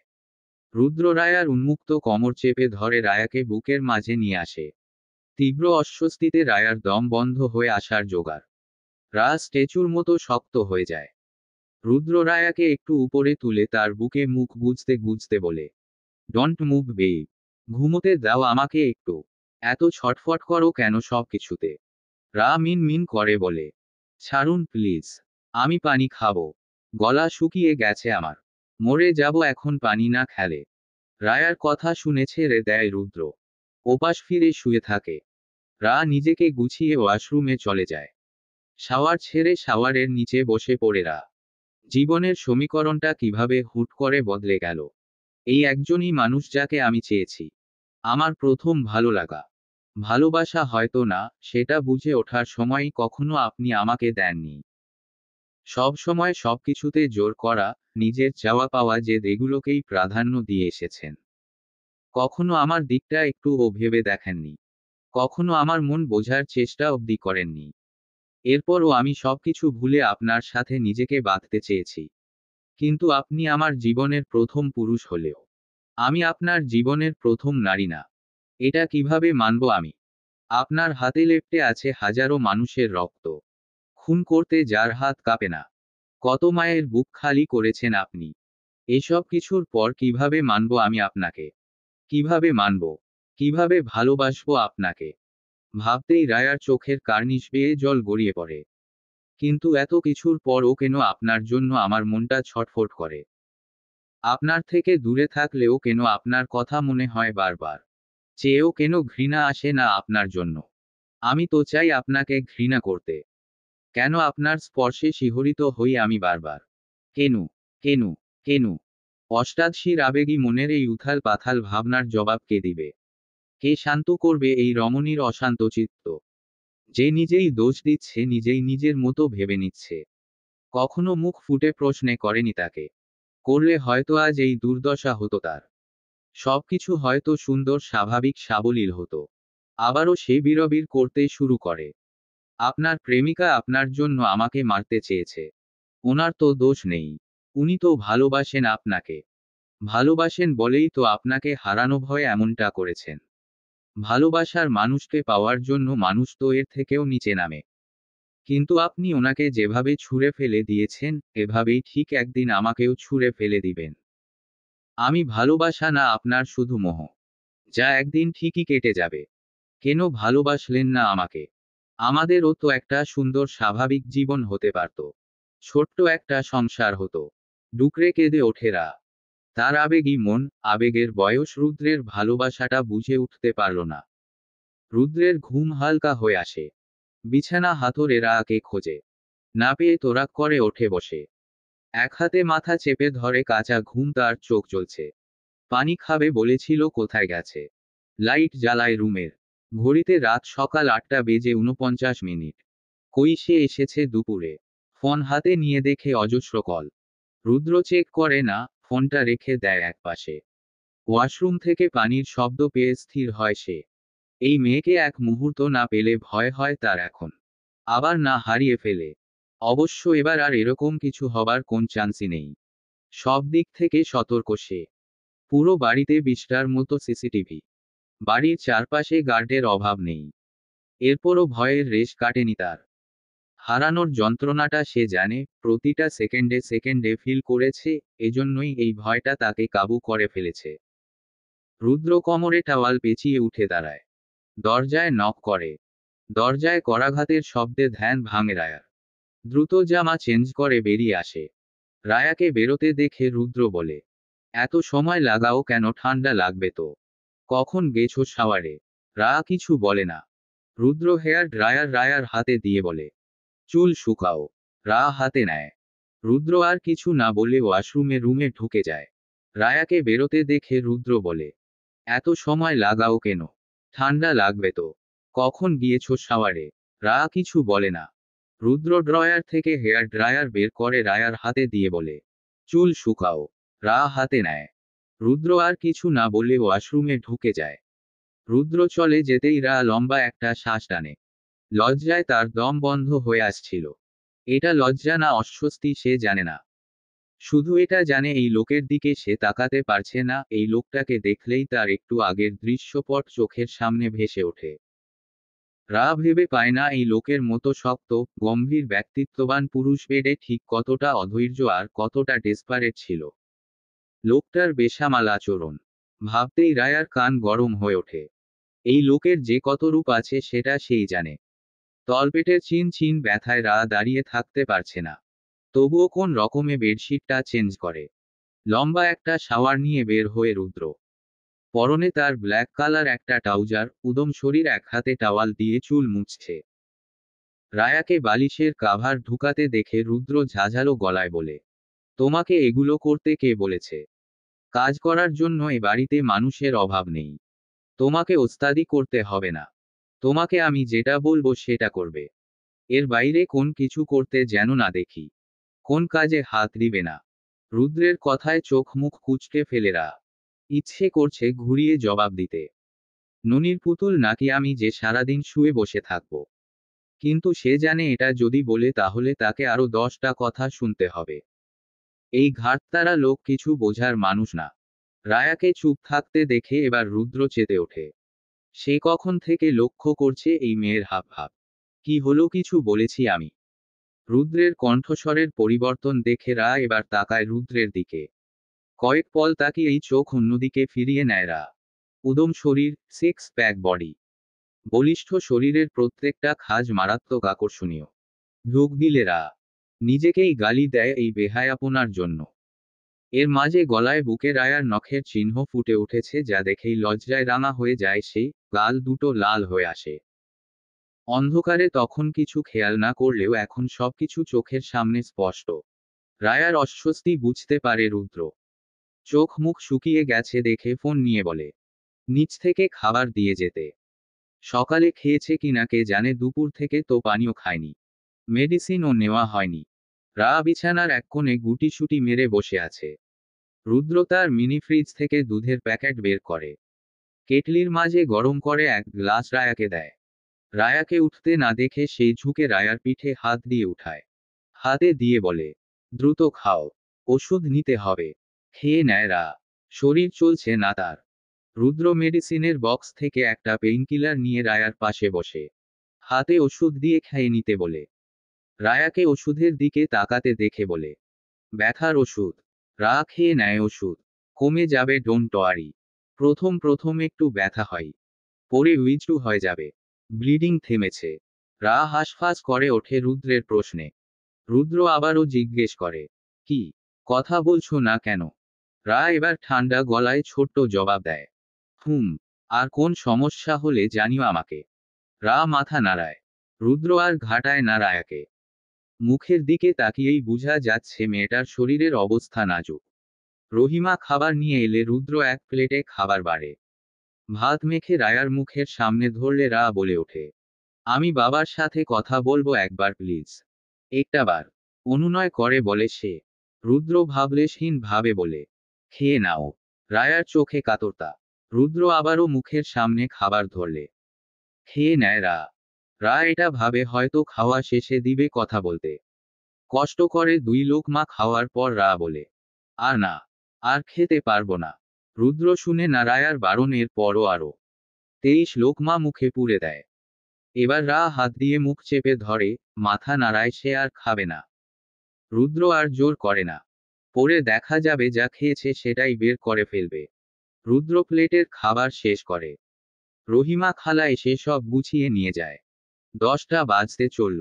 রা এটা ভাবছে এখন হয়তো সবাই ডিনার টেবিলে ওকে মিস করছে, ওর কথা বলছে। বাড়ির কথা মনে হতেই রায়ার চোখ ভরে আসে। কতদিন দেখে না বাবা মাকে। রায়ানের কি অবস্থা কিচ্ছু জানে না সে। রুদ্র ক্লোজেট থেকে একটা ফুলহাতার হোয়াইট টি শার্ট পরে নেয়। পারফিউম স্প্রে করে শরীরে। সুরেক থেকে শু বের করে পরে নেয়। রা রুদ্রের কার্যকলাপ দেখছে। এত রাতে রেডি হচ্ছে কেন সেটাই বুঝতে পারছে না সে। অবশ্য তার এসবে কিছু যায় আসে না। যেখানেই যাক তার ধারে কাছে না থাকলে তার জন্যই ভালো। রুদ্র জেল দিয়ে চুলগুলো সেট করে। ড্রাইভারকে কল করে বলে, গাড়ি বের করতে। কল কেটে ফোন পকেটে রেখে দেয়। রায়ার দিকে এগিয়ে এসে বলে, ঘুমিয়ে যাও। আমার কাজ আছে, আসতে লেট হবে। ওর আটকে পড়লে কাল দুপুরে দেখা হবে। রুদ্রের কথায় রায়ার মাঝে কোন ভাবান্তর নেই। সে উল্টো বলে, আমি বাবার সাথে কথা বলবো। আমাকে কথা বলিয়ে দেন দয়া করে। রুদ্র রায়ার কথায় পাত্তা দিল না। উল্টো রায়ার দুহাতের নিচে হাত ঢুকিয়ে রায়াকে বিছানার মাঝখানে বালিশ টেনে শুইয়ে দেয়। পরপর রা উঠে বসে। সে এখন কিছুতেই ঘুমোবে না। সে তার বাবার সাথে কথা বলবে। রায়াকে উঠতে দেখে রুদ্র ভ্রু কুঁচকে তাকায় ওর দিকে। ফের ওকে শুইয়ে দিতে গেলে রা রুদ্রের হাত ছাড়া মেরে সরিয়ে চেঁচিয়ে বলে, আপনি আমার কথার জবাব দিচ্ছেন না কেন? কি বলছি আমি? রুদ্র রায়ার ঠোঁটের ফুলে যাওয়া অংশ স্পর্শ করে অতি শান্ত কণ্ঠে বলে, ঘুমো এখন। এ বিষয়ে পরে কথা হবে। রা জেদ ধরে, পরে না, এখন মানে এখন। আমি কথা বলবো বাবার সাথে।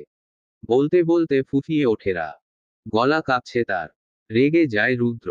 এতক্ষণ ধরে নিজেকে সামলাচ্ছে সে। অসুস্থ বউ তার। এখন ঝামেলা করতে ইচ্ছুক না সে। কিন্তু রা মানার নামে নেই। রুদ্রকে চুপ থাকতে দেখে রা আবার চেঁচিয়ে ওঠে, কি হলো দিন ফোন? না। রুদ্রের সোজা সাপটা জবাব। তেতে ওঠে রা। উঠে দাঁড়াতে নিলেই ব্যথায় কুঁকড়ে যায়। এক হাতে পেট চেপে ধরে বসে পড়ে। শরীরের নিম্নাংশ যেন আর অসাড় হয়ে গেছে। এত পীড়া যে তার সহ্য হচ্ছে না। রায়ার অবস্থা দেখে রেগে যায় রুদ্র। চেঁচিয়ে বলে, নড়ছিস কেন? শুইয়ে দিয়েছি না আমি? এক কথা একবারে কানে ঢুকে না তোর? রা উল্টো চেঁচিয়ে বলে, না ঢুকে না। রুদ্র রায়ার বাহু চেপে ধরে। চুপ। একদম চুপ।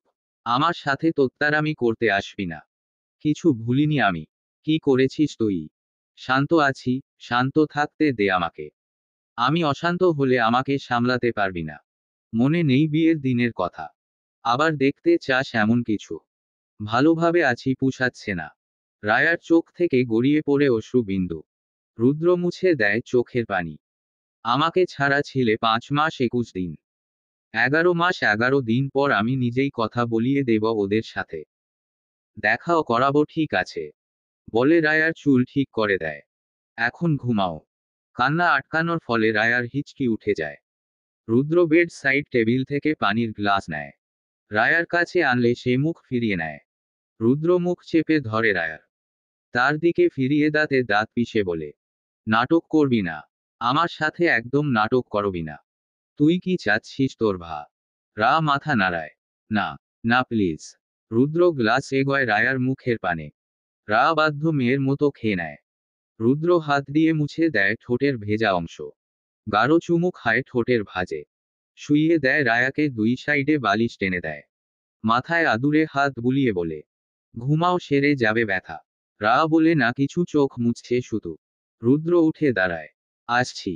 সামনে গিয়েও পিছু ফিরে ফের বলে, ভালোভাবে থাকলে ওরাও ওদের মতো ভালো থাকবে, এটা মনে রেখো। কথাটা বলেই লাইট অফ করে দেয় রুদ্র। ড্রিম লাইট অন করে। তারপর রুম থেকে বেরিয়ে দরজাটা লক করে নিচে নেমে যায়। রা ওপাশ ফিরে বালিশে মুখ চেপে ডুকরে কেঁদে ওঠে। এই লোকের কাছে আশা রেখেই ভুল করেছে। অনুভূতিহীন একটা পাথর সেই, যার কাছে তার দুঃখ কষ্ট কিছুই না। সে শুধু জানে নিজের অনুভূতির দাম দিতে, নিজের ইচ্ছা নিজের জেদ বোঝার রাখতে। আমার ইচ্ছা আমার খুশি কিছুই না। রুদ্রের প্রতি অভিমানটা তার থিতিয়ে গিয়েছিল কিছুটা রুদ্রের সংস্পর্শে এসে। কিন্তু এখন তার নিজের উপরই রাগ হচ্ছে, কেন সে এই লোকের জন্য নরম হবে, যেখানে এই লোক তার সামান্যতম একটা কথা রাখতে পারে না। তার খুশির কোন দামই নেই এই লোকের কাছে। শিফা ড্রয়িং রুমে বসে টিভি দেখছিল। রুদ্রকে বেরিয়ে যেতে দেখে সে ডেকে ওঠে, ভাই, এই সময়ে কোথায় যাচ্ছিস?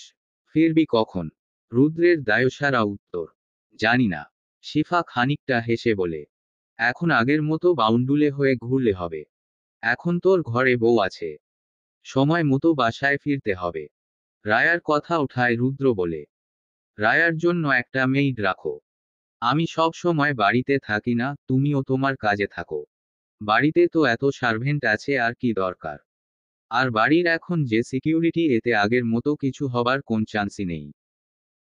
রুদ্র এক হাতে তার জলাইন ঘষতে ঘষতে বলে, এসব নিয়ে ভাবছি না আমি। ও একা থাকেনি কখনো। এখানে কেউ নেই ওর সাথে। তাই ওর বয়সী কেউ হলে ভালো হয়, আর কখন কি করে ফেলে না বুঝে, এজন্যই ওকে সব সময় দেখে রাখার মতো কাউকে ঠিক করো। কালকের মধ্যেই ওকে নিয়ে আমি কোন রিস্ক নিতে চাই না। ঠিক আছে, দেখছি আমি। তুই চিন্তা করিস না। শিফার সাথে কথা বলে রুদ্র বেরিয়ে যায়। শিফা হাসে রুদ্রের কর্মকাণ্ডে। কতটা পজেসিভ সে তার বউকে নিয়ে, এটা তার ব্যবহারেই বোঝা যায়। নিশার কথাটা তার মাথা থেকেই বেরিয়ে যায়। ড্রাইভার ড্রাইভ করছে, রুদ্র পিছনে বসে। বেশিরভাগ সময় সেই ড্রাইভ করে। বাট আজকে তার ইচ্ছে হচ্ছে না। ফোন হাতে নেয় রুদ্র, সাইলেন্ট ছিল। দুপুর থেকেই কল আসছে। রাইসার অনেকগুলো মিসড কল দেখে অবাক হয় সে। আবার পরক্ষণে মনে পড়ে হয়তো ওই স্কুলের মাস্টার রিলেটেড কিছু। কল লিস্ট ঘেটে দেখে আহসানেরও একটা মিসড কল। রুদ্র কল ব্যাক করে। আহসান দিয়েছে, যেহেতু কোন দরকারেই দিয়েছে। এক রিং হতেই অপাশ থেকে ফোন রিসিভ হয়। হ্যালো স্যার, রুদ্র রাশভারী গলায় বলে। হুমুম, ফোন দিয়েছিলে কেন?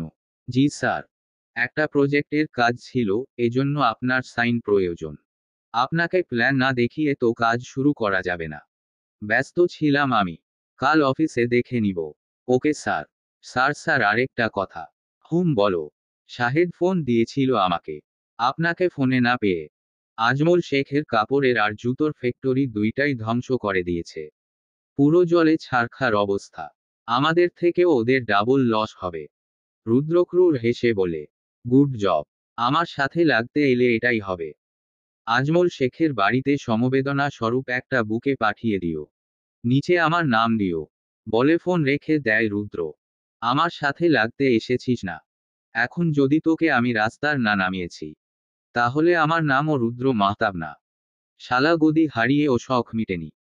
রুদ্র এসেছে তার ফরেনার একটা টিমের সাথে মিট করতে। ওদের সাথে ওর বিজনেস ডিল করার কথা। আজকেই এসেছে ওরা। রুদ্রের কথা ছিল ওদের পিক করবে সে। বাট ভুলে যায় সবকিছু। এখন এসেছে মিট করার জন্য। এই ডিল তার জন্য অনেক গুরুত্বপূর্ণ। আধার রজনী থেকে থেকে শিয়ালের ডাক ভেসে আসছে। নিদ্রায় তলিয়ে আছে সবাই। ঘড়িতে তখন রাত ৩টা। রাইসা বসে আছে নিচে বিছানায় মাথা রেখে। ইয়াশ স্যারের কোন খবর সে জানে না। স্কুলে অবধি যায়নি সে গত কয়েকদিন। রাইসা প্রতিটা দিন কলেজে গিয়েছে শুধুমাত্র ইয়াশ স্যারের খবর জানার জন্য। সে এসেছে কিনা, তার কি অবস্থা, সুস্থ আছে কিনা, তাকে একটাবার দেখার জন্য। কিন্তু প্রতিটা দিনই সে নিরাশ হয়েছে। দাদা ভাইকে সবকিছু বলার পর থেকে ইয়াশ স্যার লাপাত্তা। ফোনেও পাচ্ছে না সে। ইয়াশের কিছু হলো নাকি এই ভয়ে সে অস্থির। তার এখন মনে হচ্ছে কত বড় ভুল করেছে সে রুদ্রকে সবকিছু বলে। তুই ওই সময় তার মাথা কাজ করেনি, তার যেটা ঠিক মনে হয়েছে সে সেটাই করেছে। কিন্তু এখন চাইলেও সে কিছু ঠিক করতে পারবে না। সবকিছু তার হাতের বাইরে চলে গেছে। গত 6 দিন থেকে রুদ্রকে অনবরত কল দিয়েও পাচ্ছে না রাইসা। রায়াকে যে রুদ্র পেয়েছে ওদের বিয়ের ব্যাপার সবটা জানে সে। কিন্তু ইয়াশ ছাড়া সে কিছুই ভাবতে পারছে না। তার এই ভয়টাই হচ্ছে ইয়াশ বেঁচে আছে তো। রাইসা আবারও ফোন লাগায় রুদ্রকে। রুদ্র তখন তার ক্লায়েন্টের সাথে কথা বলায় মগ্ন। ফোনের শব্দে বিরক্ত হয় সে। অন্য সময় হলে হয়তো দেখতো ওনাকেই কল করছে। ফোনটা সুইচ অফ করে রেখে দিত। কারণ কারোর কিছুর সাথে তার কোন লেনদেন নেই। কাউকে কোন কিছুর কৈফিয়ত সে কখনোই দেয় না। কাউকে ভালোমন্দ জিজ্ঞেস করারও প্রয়োজন বোধ করে না। সে তার নিজের মতো চলতে পছন্দ করে। কিন্তু এখন তার বউয়ের জন্য সবসময় এলার্ট থাকতে হয় তার। এটা নিজে থেকেই হয়ে গেছে। এই মেয়ের জন্য শুরু থেকেই সে আলাদা একটা টান অনুভব করে। একটা সংশয় তার মাঝে কাজ করে। আবার না হারিয়ে ফেলে, তার অনুপস্থিতিতে যদি রায়ার কোন ক্ষতি হয়ে যায়। রাইসার কল দেখে কেটে দেয় রুদ্র। পরে কথা বলে নিবে এই ভেবে। কল কেটে সে আবার আলোচনায় মন দেয়। কাজ নিয়ে কথা চলছে তাদের মাঝে। ওরা শুধুমাত্র বাংলাদেশে এসেছে রুদ্রের সাথে এই ডিলটা করার জন্য। ওদের মধ্যে অনেকক্ষণ ব্যবসায়িক আলাপ আলোচনা চলতে থাকে। মিমাথেও রুদ্রের প্রেজেন্টেশনে প্রসন্ন হয়। মিমাথেও তার সাথে ডিল সাইন করতে চায়। রুদ্র খুশি হয়। এটা তার জন্য অনেক গুরুত্বপূর্ণ একটা ডিল। আর চট্টগ্রামের ওই ইনসিডেন্টের জন্য তার অনেক লসের সম্মুখীন হতে হচ্ছে, সামনেও হবে। এই পুরো ফ্যাক্টরি আবার দাঁড় করাতে হবে। এমতাবস্থায় এই ডিলটা তার জন্য অনেক প্রয়োজনীয় ছিল। ঠিক আছে মিমাথেও, তাহলে আমি এখন উঠি। বাদ বাকি কথা কাল অফিসে হবে। কাগজপত্র রেডি করে আহসানের সাথে কথা বলে নিবেন, বলে রুদ্র হাত বাড়িয়ে দেয় সৌজন্যতার খাতিরে। মিমাথেও হাত মিলান। তারপর বলে, চলে যাবেন নাকি থাকেন আমাদের সাথে ড্রিনক এনজয় করেন? কাছেই একটা বড় ক্লাব আছে, সেখানে যাওয়া যাক। কাল তো আবার দুপুর 1টার ফ্লাইট আমার। রুদ্র গম্ভীর গলায় বলে, না, বাড়ি ফিরতে হবে আমার। আপনারা এনজয় করুন, আমার যেতে হবে। মাথেও হেসে বলেন, বাড়ির ফেরার দেখি খুব তাড়া। বাড়িতে বউ অপেক্ষা করছেন নাকি? রুদ্র কখনো কারোর অযথা কথার উত্তর দেয় না। দেওয়ার প্রয়োজনও মনে করে না। কিন্তু আজ কি মনে করে উত্তর করল, হ্যাঁ, আমার ওয়াইফ ওয়েট করছে। রুদ্রের কথায় মাথেও অবাক হয়। খান ইন্ডাস্ট্রিজের টাইটেল হোল্ডার রুদ্র মাহতাব খান বিবাহিত, আর এটা কেউ জানে না? বিয়ে করলেন আর কেউ জানলও না? লুকিয়ে করেছেন নাকি? রুদ্র ফোন পকেটে ঢোকাতে ঢোকাতে বলল, পারিবারিকভাবে শুধু উঠিয়ে আনা হয়েছে। এখনো প্রোগ্রাম করা হয়নি। প্রোগ্রাম করা হলে অবশ্যই জানতে পারবেন। আজমল শেখ মাথায় আইস ব্যাগ ধরে বসে আছেন। তার পাশে তার সাঙ্গপাঙ্গরা। পাশেই তার স্ত্রী বারবার তাকে বলছে উত্তেজিত না হতে, অসুস্থ হয়ে পড়বেন আপনি। কিন্তু আজমল শেখ কারো কথা শুনতে নারাজ। আর এত বড় ক্ষতি, সে কিভাবে মোকাবেলা করবে এই ক্ষতির? শুধুমাত্র তোমার গুণধর ছেলের জন্য আজকে এই পরিণতি হচ্ছে। কি দরকার ছিল ওর রাগ বাড়িয়ে রুদ্রের সাথে ঝামেলা পাকানোর?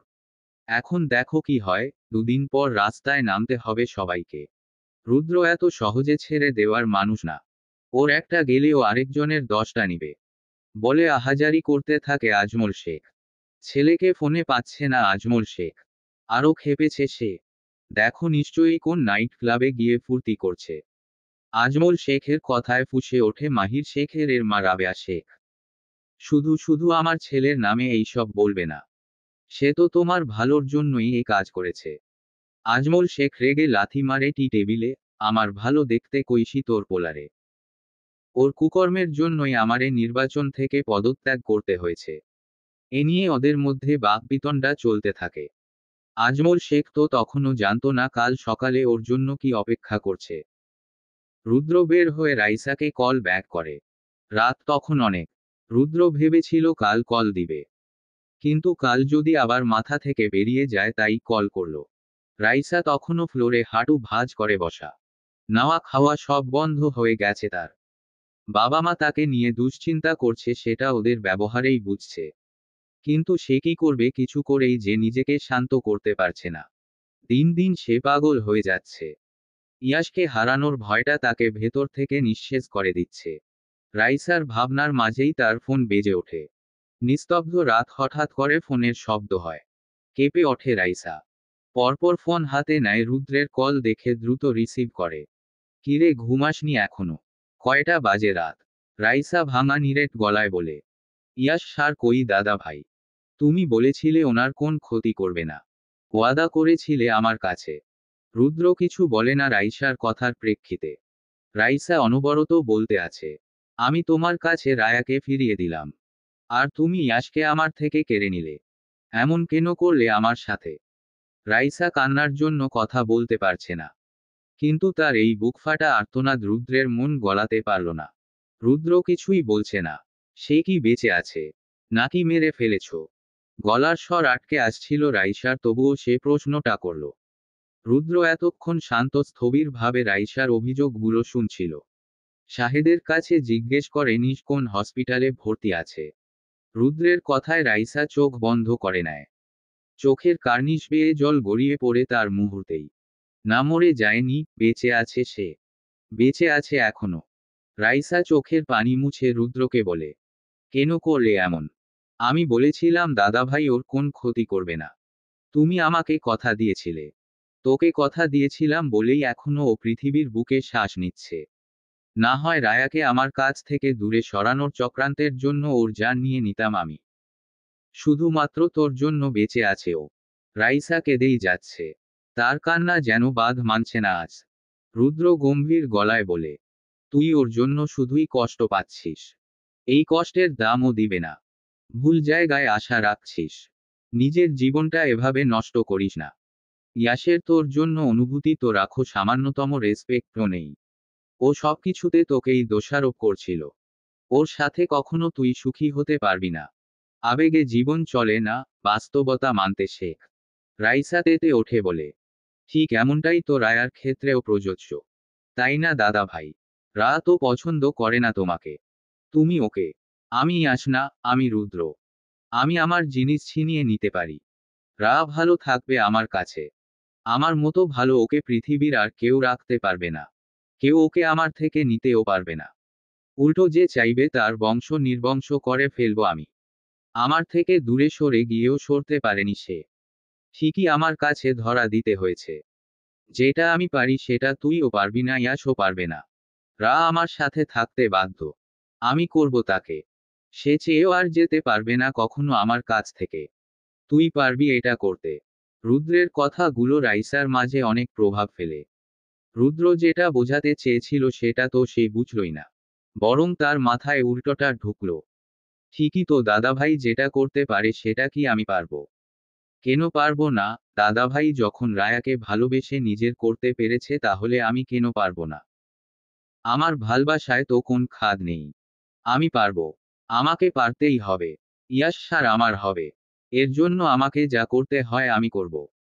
যতটুকু যেতে হয় যাব, কিন্তু এর শেষ আমি দেখব। রাইসাকে চুপ থাকতে দেখে রুদ্র বলে, ঘুমা তুই। এগুলো ছেড়ে পড়ায় মন দে। এখনো তোর পুরো জীবন পড়ে রয়েছে। এগুলো নিয়ে পড়ে থেকে নিজের জীবন নষ্ট করিস না। রাইসার রুদ্রের কথায় ধ্যান নেই। সে অন্য ভাবনায় ব্যস্ত। রাইসাকে কথা বলতে না দেখে রুদ্র ফোন কেটে দেয়। সেভাবে নেটওয়ার্ক প্রবলেম, হয়তো এজন্যই কথা শোনা যাচ্ছে না। রুদ্র যখন বাড়িতে ঢুকে রাত তখন অনেক। সবাই ঘুমে। গাড়ি পার্ক করে সে নিজের রুমের উদ্দেশ্যে পা বাড়ায়। অন্য কোন দিন হলে হয়তো সে আজও বাড়ি ফিরত না। কিন্তু এখন যত কাজই থাকুক না কেন তাকে বাড়িতে আসতেই হবে। তার মনটা যেন আজ সর্বক্ষণ এখানেই পড়েছিল। তার ভেতরে আলাদাই একটা সুখ অনুভব হচ্ছে। বাড়িতে আসার জন্য এতটা অধৈর্য সে এই জীবনে কখনো হয়নি। দ্রুত সিঁড়ি বেয়ে ওপরে ওঠে, রুমের লক খোলে। ভেতরে ঢুকেই আবার দরজা লক করে দেয়। টিম টিম লাইটের আলোয় তার প্রাণ প্রেয়সীকে দেখে রুদ্র কয়েক পল এভাবেই দেখতে থাকে তার বউকে। এগিয়ে যায় বিছানার কাছে। এলোমেলো হয়ে মাঝখানে শুয়ে আছে গুটিসুটি মেরে। সেই গুছিয়ে শুইয়ে দিল। আর এখন গায়ে কমফোর্টারটাও নেই। কিন্তু দেখতে কি স্নিগ্ধ লাগছে। এই মেয়ে যেন দিন দিন আরো সুন্দর হচ্ছে। কিন্তু এত ছোট লাগে কেন? কেউ কি বলবে এ রুদ্রের বউ? না, বউ বোঝার জন্য কিছু একটা করতে হবে। কিন্তু কি করবে? রুদ্র হাসে নিজের ভাবনায়।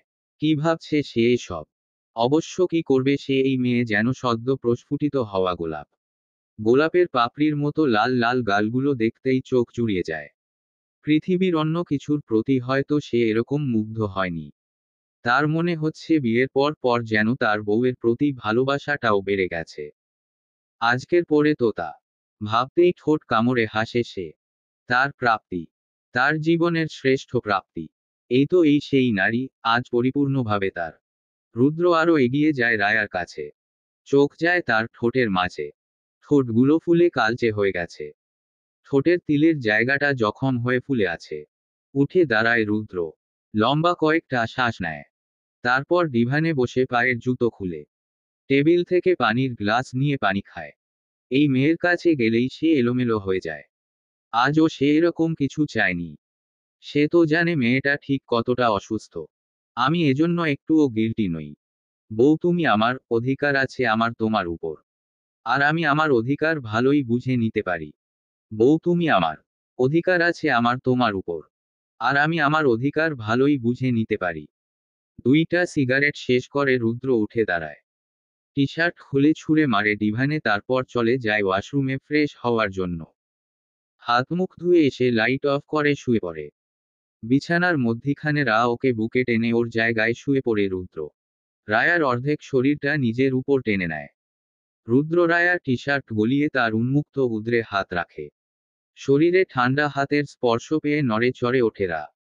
রুদ্র দুহাতে রায়ার কোমর পেঁচিয়ে ধরে রায়াকে বুকের মাঝে এনে শক্ত করে জড়িয়ে ধরে মাথার ভাঁজে চুমু খায়।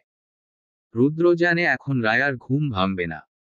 তখন পেইন কিলারের সাথে ঘুমের ওষুধ দিয়ে দিয়েছিল ঘুমানোর জন্য। রুদ্র কিছুক্ষণ তার বউকে শুকনো আদর করে ঘুমিয়ে পড়ে। সকাল উঠতে হবে, আবার কাজ আছে তার। শাহানা বেগম ঘুমেছিলেন। শরীরটা ভালো যাচ্ছে না তার ইদানিং। বিছানায় স্বামীকে না পেয়ে উঠে বসেন তিনি। ড্রয়িং রুমে এসে দেখেন শওকত সাহেব বসে আছেন সোফায়। শওকত বিন আনোয়ার ছেলেকে দেখতে উঠে এসেছিলেন। গিয়ে দেখেন ঘুমিয়ে আছে সে। হাতে পায়ে ব্যান্ডেজ মোড়ানো। ছেলের পাশে বসে ছেলের মাথায় হাত বোলালেন কিছু সময়। রায়ানের ঘর থেকে রায়ার ঘরে গেলেন। রুমটা শূন্য পড়ে আছে। গোছানো রুমটা কখনোই এত গোছানো থাকে না। ছটফটে মেয়েটা মুহূর্তেই সবকিছু এলোমেলো করে দেয়। বিছানার পাশে রায়ার বড় টেডিবিয়ারটা রাখা। এটা মেয়েকে তিনি কিনে দিয়েছিলেন বছর 3 আগে। সব সময় এটা জড়িয়ে ঘুমায় সে। শওকত সাহবে আর দাঁড়ান না, বেরিয়ে আসে। চোখের পানিটুকু মুছে ড্রয়িং রুমে এসে বসেন। ছেলে তো চোখের সামনে আছে, কিন্তু মেয়েটা। আজ কতটা দিন হলো মেয়েটার কোন খবর জানেন না। কেমন আছে, কি খাচ্ছে না খাচ্ছে কিছুই জানেন না। ঘোরটা তার খালি হয়ে গেছে। মেয়েটার কথা খুব মনে পড়ছে, কিন্তু যোগাযোগ করার কোন সুযোগ পাচ্ছেন না। তুমি ঘুমোনি? এখানে কি করছো? শাহানা বেগমের কথা শুনে তার দিকে তাকান শওকত সাহেব। উদ্বিগ্ন গলায় বলেন, এ কি, তুমি আবার উঠে এলে কেন? ঘুম ভাঙার পর তোমাকে পেলাম না, তাই দেখতে এলাম। না, এমনি ঘুম আসছিল না তাই। তুমি ঘুমিয়ে পড়ো, তোমার শরীর ভালো না। শাহানা বেগম বলেন, এত টেনশন করো না। তোমার প্রেশার বেড়ে যাবে। আল্লাহ নিশ্চয়ই আমার মেয়েকে ভালো রাখবে। ওর কপালে এটাই লিখা ছিল, এজন্যই এটা হয়েছে। ভাগ্যের লেখা কখনো খণ্ডানো যায় না। তাই চিন্তা না করে ওর জন্য দোয়া করো যাতে ও ভালো থাকে। শওকত সাহেব হতাশ হয়ে বলে। কিন্তু মন তো মানে না। মেয়েটার কোন খবর নেই। বাবা হয়ে আমি ব্যর্থ, মেয়ের জন্য কিছুই করতে পারলাম না। শাহানা বেগম শওকত সাহেবের কাঁধে হাত রেখে বলেন, এভাবে বলো না, যথেষ্ট চেষ্টা করেছো তুমি। এটা হওয়ারই ছিল, তাই যা হয়েছে মেনে নাও। ওদের সাথে আমরা পেরে উঠবো না, ছেলেটার কি অবস্থা হয়েছে দেখেছো। আর সবকিছুর পরে হলো ওদের বিয়ে হয়ে গেছে, রা নিজের সম্মতিতে বিয়ে করেছে, এখানে আর আমাদের কিছু করার নেই। এমনকি আমরা চাইলেও কিছু করতে পারবো না। তাই বলছি মেনে নাও সবকিছু, ওকে ওর মতো থাকতে দাও। পরে কিছু হলে দেখা যাবে। আমার মনে হয় না রুদ্র কখনো রায়ার কোনো ক্ষতি করবে। শুরু থেকেই ও বিয়ে করতে চেয়েছিল, অন্য কোন খারাপ উদ্দেশ্য নেই ওর। এমনকি আমরা চলে আসার পর ও রায়াকে খুঁজে বের করেছে। 6 মাস পর্যন্ত পাগলের মতো ওকে খুঁজে গেছে। কিন্তু মেয়েটার সাথে যে কোন যোগাযোগ করতে পারতেছি না। এজন্যই তো শান্তি পাচ্ছি না আমি। শাহানা বেগম শওকত সাহেবকে বলেন, চেয়ারম্যান সাহেবের সাথে কথা বলে দেখি জিনিসটা মীমাংসা করা যায় কিনা। ওনাকে বলবো রুদ্রের সাথে কথা বলতে। আমরা একদিন যাব ওদের বাড়িতে। আর কিছু জটিল না করে সমাধান করার চেষ্টা করো, যাতে মেয়েটা সুখে থাকতে পারে। দীর্ঘশ্বাস ফেলেন শওকত সাহেব। তিনিও তো চান তার একমাত্র মেয়েটা যেন সুখে থাকে। কিন্তু এই ছেলের সাথে কি সে সুখী থাকতে পারবে? শাহেদের কাছে ফোন দিয়ে রাইসা জেনে নিয়েছে ইয়াশ কোন হসপিটালে ভর্তি আছে। কিন্তু এখন সে ঘর থেকে বের হতে পারবে না। ঘর থেকে বের হলেও হসপিটালে এখন তাকে এলাও করবে না, রাত তখন অনেক। তাই সে ঠিক করে সকাল হলেই চলে যাবে ইয়াশের কাছে। গিয়ে পায়ে ধরে মাফ চাইবে। সব দোষ ওর জন্যই তো আজ ইয়াশের এত বড় ক্ষতি হয়েছে। মাফ চাইবে সে, প্রয়োজনে পায়ে ধরে বসে থাকবে। কিন্তু ইয়াশ স্যার কি আমাকে মাফ করবে? এই ভয়টাই তাকে কুরে কুরে খাচ্ছে। ইয়াশ স্যার যদি আমার থেকে মুখ ফিরিয়ে নেন তখন আমি কি করব? আমি যে তাকে ছাড়া থাকতে পারবো না। এইসব ভাবতে ভাবতেই রাইসা রাত পার করে দেয়। রাতের আধার পালিয়ে গেছে সূর্য ওঠার পরপর। নতুন একটা সকাল। সূর্যের আলোয় স্নান করে নতুন দিনের শুরু। ভোরের সোনালি আলো রুদ্রের মুখে পড়তেই চোখ মুখ খিচে নেয়। বিরক্তি নিয়ে ঘুম ঘুম চোখ খুলে উঠতে নিলে শরীরের মধ্যে ভারী কিছু অনুভব করে সে। কয়েক সেকেন্ড সময় লাগে তার সবকিছু বুঝে উঠতে। তারপর কমফোর্টার সরিয়ে নিচে তাকায়। রুদ্রের মুখে হাসির রেখা ফুটে ওঠে। এই মেয়েকে সে বুকে শুয়েছিল আর এখন পেটে মাথা দিয়ে তার পা দুটোকে কোল বালিশের মতো পেঁচিয়ে ধরে শুয়ে আছে। হাসে রুদ্র রায়ার ঘুমানোর অবস্থা দেখে। তারপর তাকে টেনে সুন্দর করে বালিশের মধ্যে শুইয়ে দেয়। দুপাশে বালিশ দিয়ে দেয়। নয়তো এই মেয়ের ঘুমের যে অবস্থা কখন আবার নিচে পড়ে যায়। রুদ্র রায়ার কানে ঠোঁট লাগিয়ে ফিসফিস করে বলে, আজকের দিনটা আমার জন্য সেরা দিন তুমি জানো। কারণ আমার দিনের শুরুটা হয়েছে তোমাকে দেখে। ইউ হ্যাভ নো আইডিয়া এই দিনটার জন্য আমি ঠিক কতটা অপেক্ষা করেছি। এখন থেকে প্রত্যেকটা দিন প্রত্যেকটা সকাল আমার জন্য সুন্দর হবে। তোমার প্রতি আমার ভালোবাসাটা যেন দিনের আলোর মতো উজ্জ্বল হয়। এই ভালোবাসায় যেন সারাটা জীবন তোমাকে মুড়িয়ে রাখতে পারি। ঘুমের ওষুধের কারণে সে এখনো ঘুমে। ঘুমের রেশ কাটতে সময় লাগবে। রুদ্র কিছুক্ষণ আজ এমনই শুয়ে থাকে, তার প্রাণপ্রিয়াকে প্রাণ ভরে দেখার জন্য। না হয় অন্যদিন ওঠার সাথে সাথে রেডি হয়ে অফিসের জন্য বেরিয়ে পড়ে। বাড়িতে তার খুব কম সময়েই থাকা পড়ত। মাঝে মাঝে রাতেও আসতো না। রুদ্র রায়ার চুলগুলো গুছিয়ে দেয়। ঠোঁটের জখম হওয়া জায়গায় একটা চুমু খায়। উঠে দাঁড়ায়। সকাল 9টায় তার মিটিং আছে। তারপর একবার পার্লামেন্টে ঘুরে আসতে হবে, কয়েকদিনে এসবের ঝামেলায় পার্লামেন্টে যেতে পারেনি। আবার আজকে ঢাকার বাইরেও যাওয়া লাগতে পারে। রুদ্র ফ্রেশ হয়ে রেডি হয়। রায়ার কাছে গিয়ে ওকে ডাকে কিন্তু রায়ার সাড়া নেই। রায়াকে রেসপন্স করতে না দেখে রুদ্র আর ডাকে না। ড্রয়ার থেকে একটা কাগজ বের করে তার মধ্যে কিছু লিখে চিরকুটটা টিটিবেলের পানির গ্লাসের নিচে রেখে দেয়। তারপর রায়ার কপালে ছোট্ট চুমু খেয়ে উঠে দাঁড়ায়। রুদ্র নিচে নেমে দেখে শিফা একটা মেয়ের সাথে কথা বলছে। শিফা রুদ্রকে দেখে বলে, ভাই অফিসে যাচ্ছিস? রুদ্র রাশভারী গলায় বলে, হুমুম। রায়ার দেখাশোনা করার জন্য একটা মেয়ে ঠিক করতে বলেছিলিস না? এই মেয়ে ঠিক করেছি। ওর নাম মাহিরা। মাহিরা নামের মেয়েটি সালাম দেয় রুদ্রকে।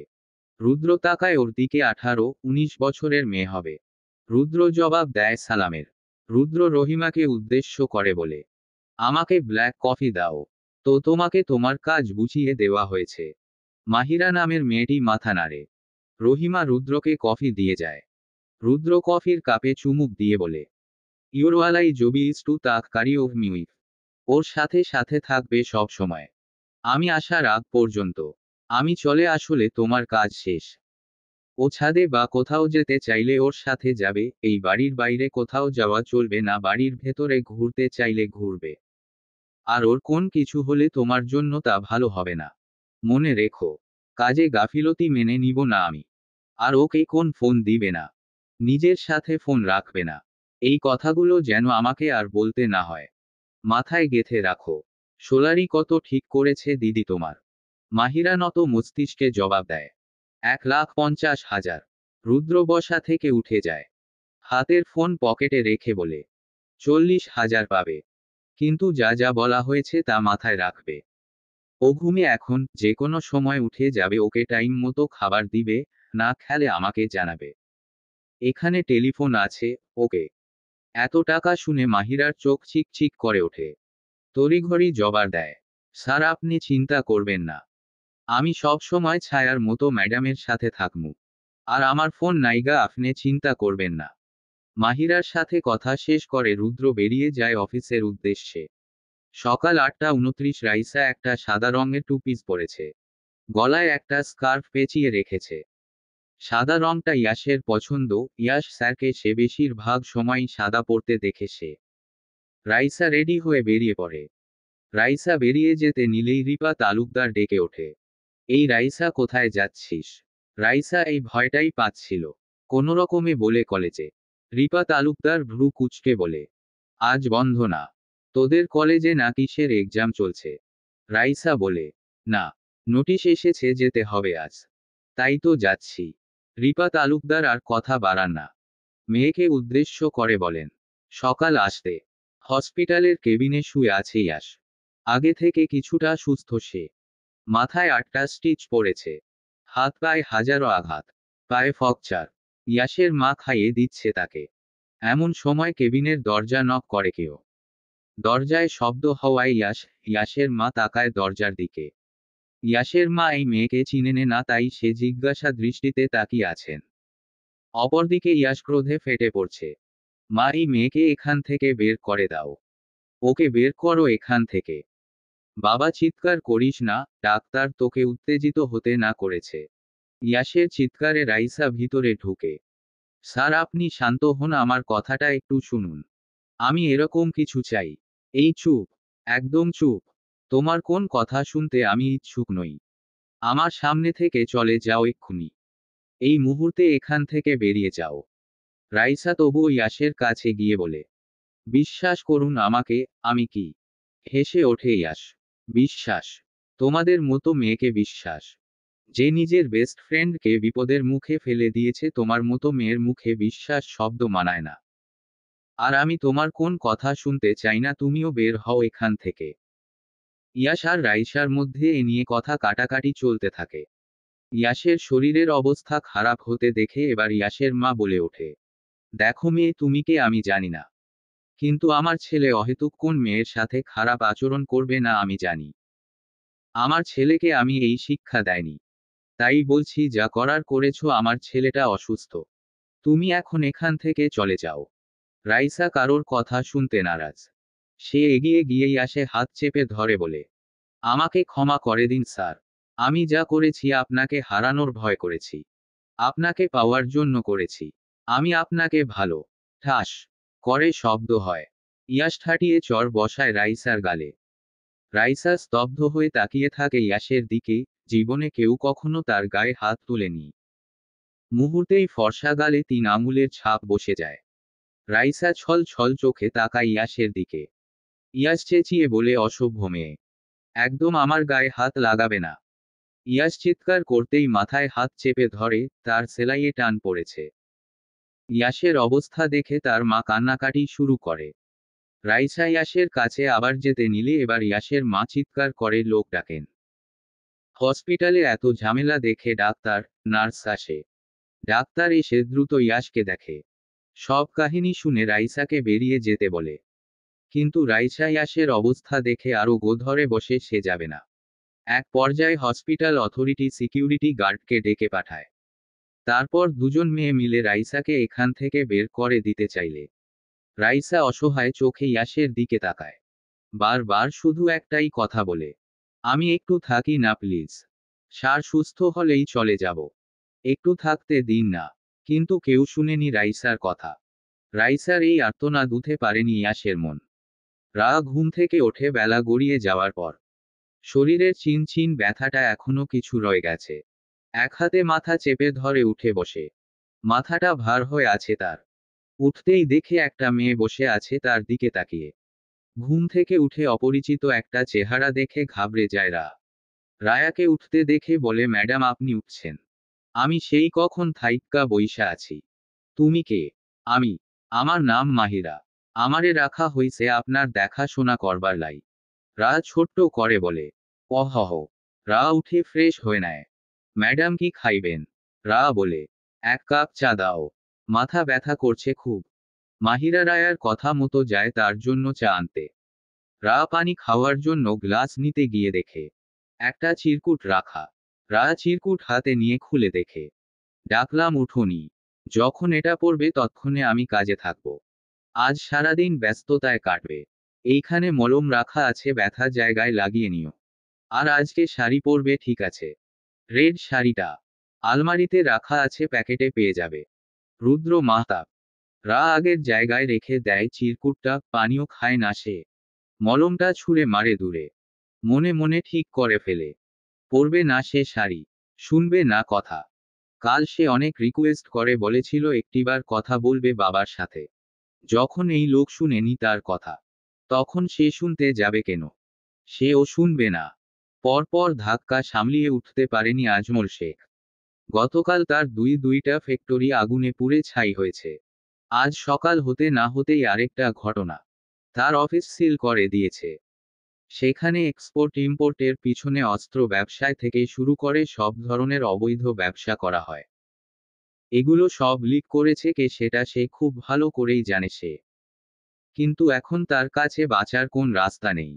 যে কোনো সময় পুলিশ আসবে। অতিরিক্ত টেনশনে আজমল শেখের মাথা কাজ করা বন্ধ করে দিয়েছে। হঠাৎ করে আজমল শেখের বুকের মাঝখানে ব্যথা ওঠে এবং প্রচুর পরিমাণে ঘামতে থাকে সে। বুকের ব্যথা ক্রমশ বাড়ার কারণে তাকে দ্রুত হসপিটালে নেওয়ার ব্যবস্থা করা হয়। রুদ্র অফিসের কাজ শেষ করে। মিমাথেও এর সাথে ডিল কনফার্ম হয়। তারপর তার থেকে বিদায় নিয়ে একবার আশরাফ খানের কাছে যায়। জরুরি তলব পড়েছে চাচার। আশরাফ খান রুদ্রকে দেখে বলেন, বসো, তোমার জন্য অপেক্ষা করছিলাম। কি জন্য ডেকেছ?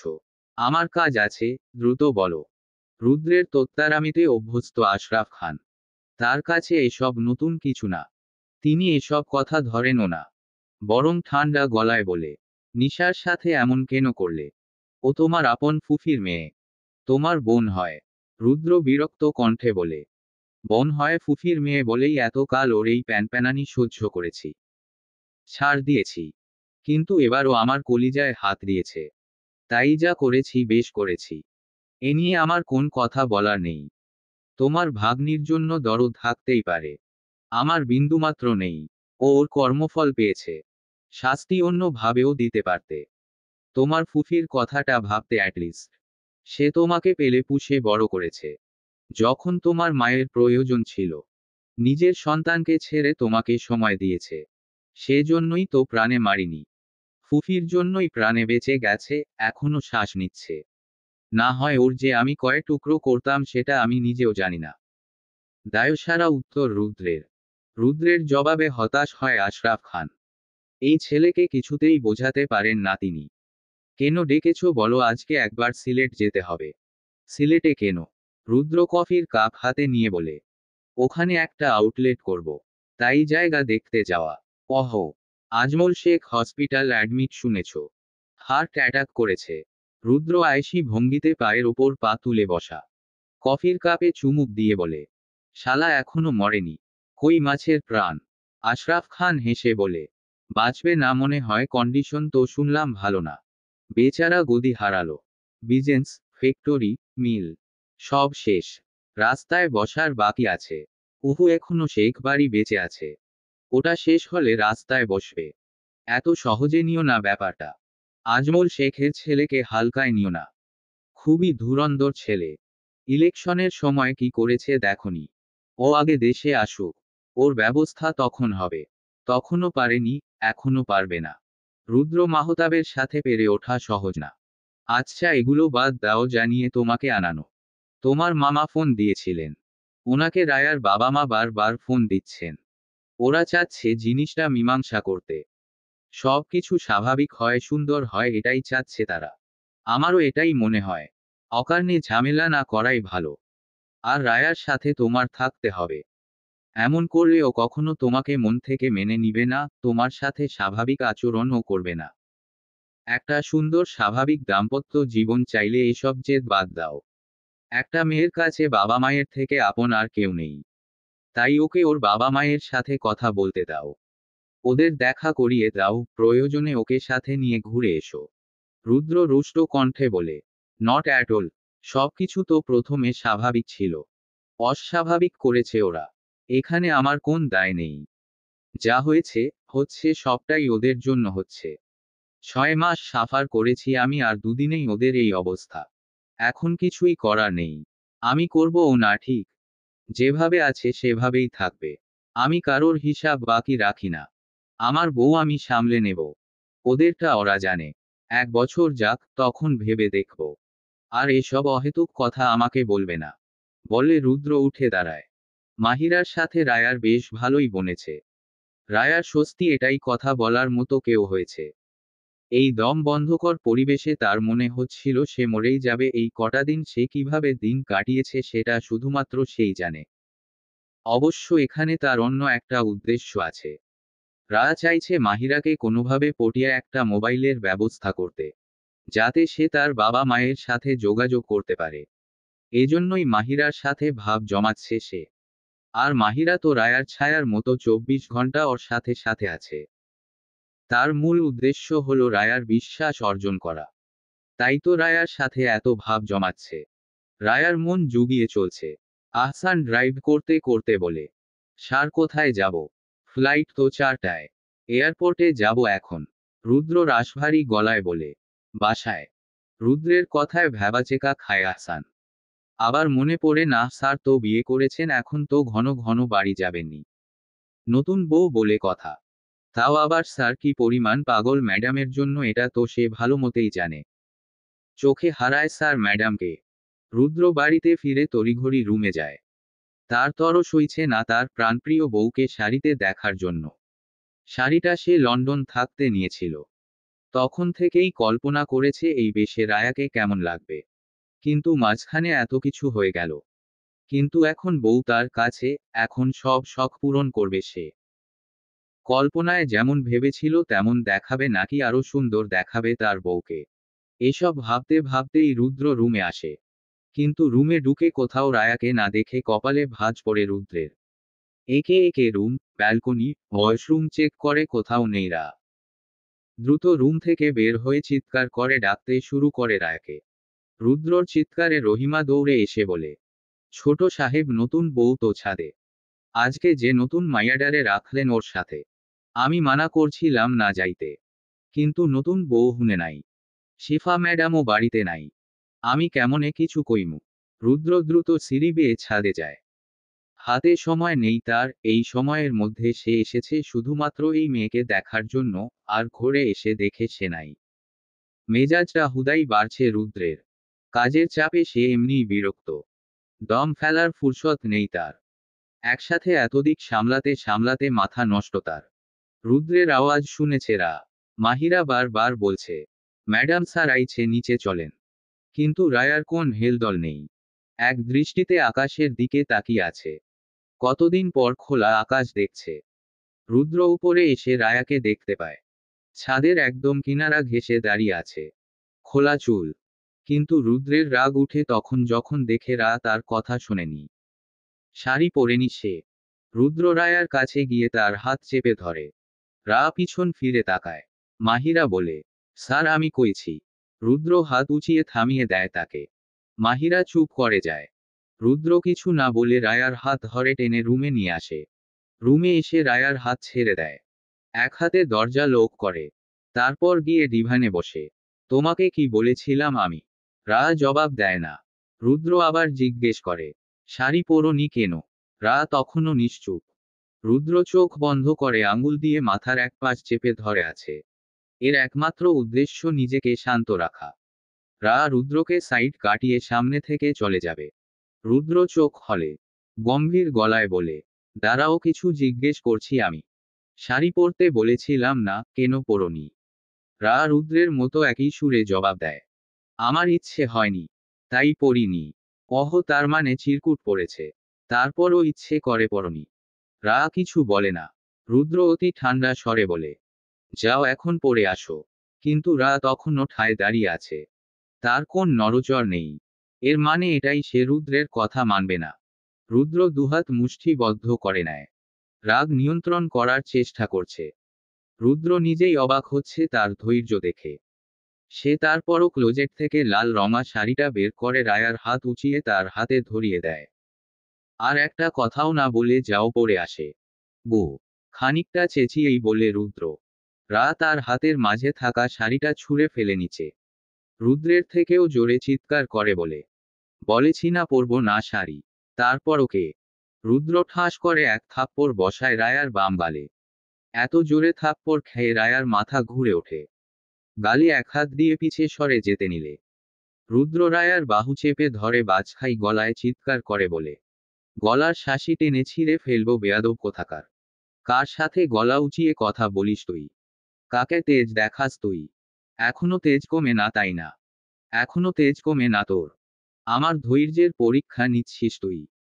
রুদ্র লম্বা লম্বা শ্বাস নেয়। মাথা ঠান্ডা করার চেষ্টা করে সে। কিন্তু সে পারছে না, এই মেয়ে বারবার তাকে রাগাচ্ছে। রুদ্র নিজেকে সামলে ঠান্ডা গলায় বলে, আমি যা বলবো তাই করবি তুই। আমার কথা মতো চলবে তোর জীবন। আমাকে খারাপ হতে বাধ্য করিস না। আর একদিন আমার অবাধ্য হলে এর ফল খুব খারাপ হবে। আমাকে কঠিন হতে বাধ্য করো না। রাত এতে ওঠে বলে, হব অবাধ্য, শুনবো না আপনার কথা। শুনবো না আপনার কথা। চিৎকার করে বলে রা, পরবো না আমি শাড়ি। পরবো না, পরবো না, পরবো না। আমি ড্রেসই পরবো। শুনেছেন আপনি? শুনেছেন? রুদ্র রায়ার দিকে এগোতে নিয়ে আবার থেমে যায়। এই মেয়ে তার রাগ উঠাচ্ছে। তীর তীর করে বাড়ছে রুদ্রের মেজাজ। না, এভাবে না, এই মেয়ের ফালতু তেজ সে বের করবে একেবারে। যাতে আর কখনো তার সাথে তোত্তারামি করতে না আসে। তার অবাধ্য হতে যেন দ্বিতীয়বার হবে। রা চোখ খিচে বন্ধ করে নেয়। রুদ্রের এগিয়ে আসা দেখে সে ভেবেছিল রুদ্র হয়তো আবারও হাত তুলবে তার গায়ে। কিন্তু রুদ্রকে সরে যেতে দেখে অবাক হয় সে। তার থেকেও অবাক হয় যখন রুদ্র চলবে। গল্প প্রেমের বিষাক্ততা। লেখনীতে তাসনিয়া হোসেন। ষষ্ঠ পর্ব।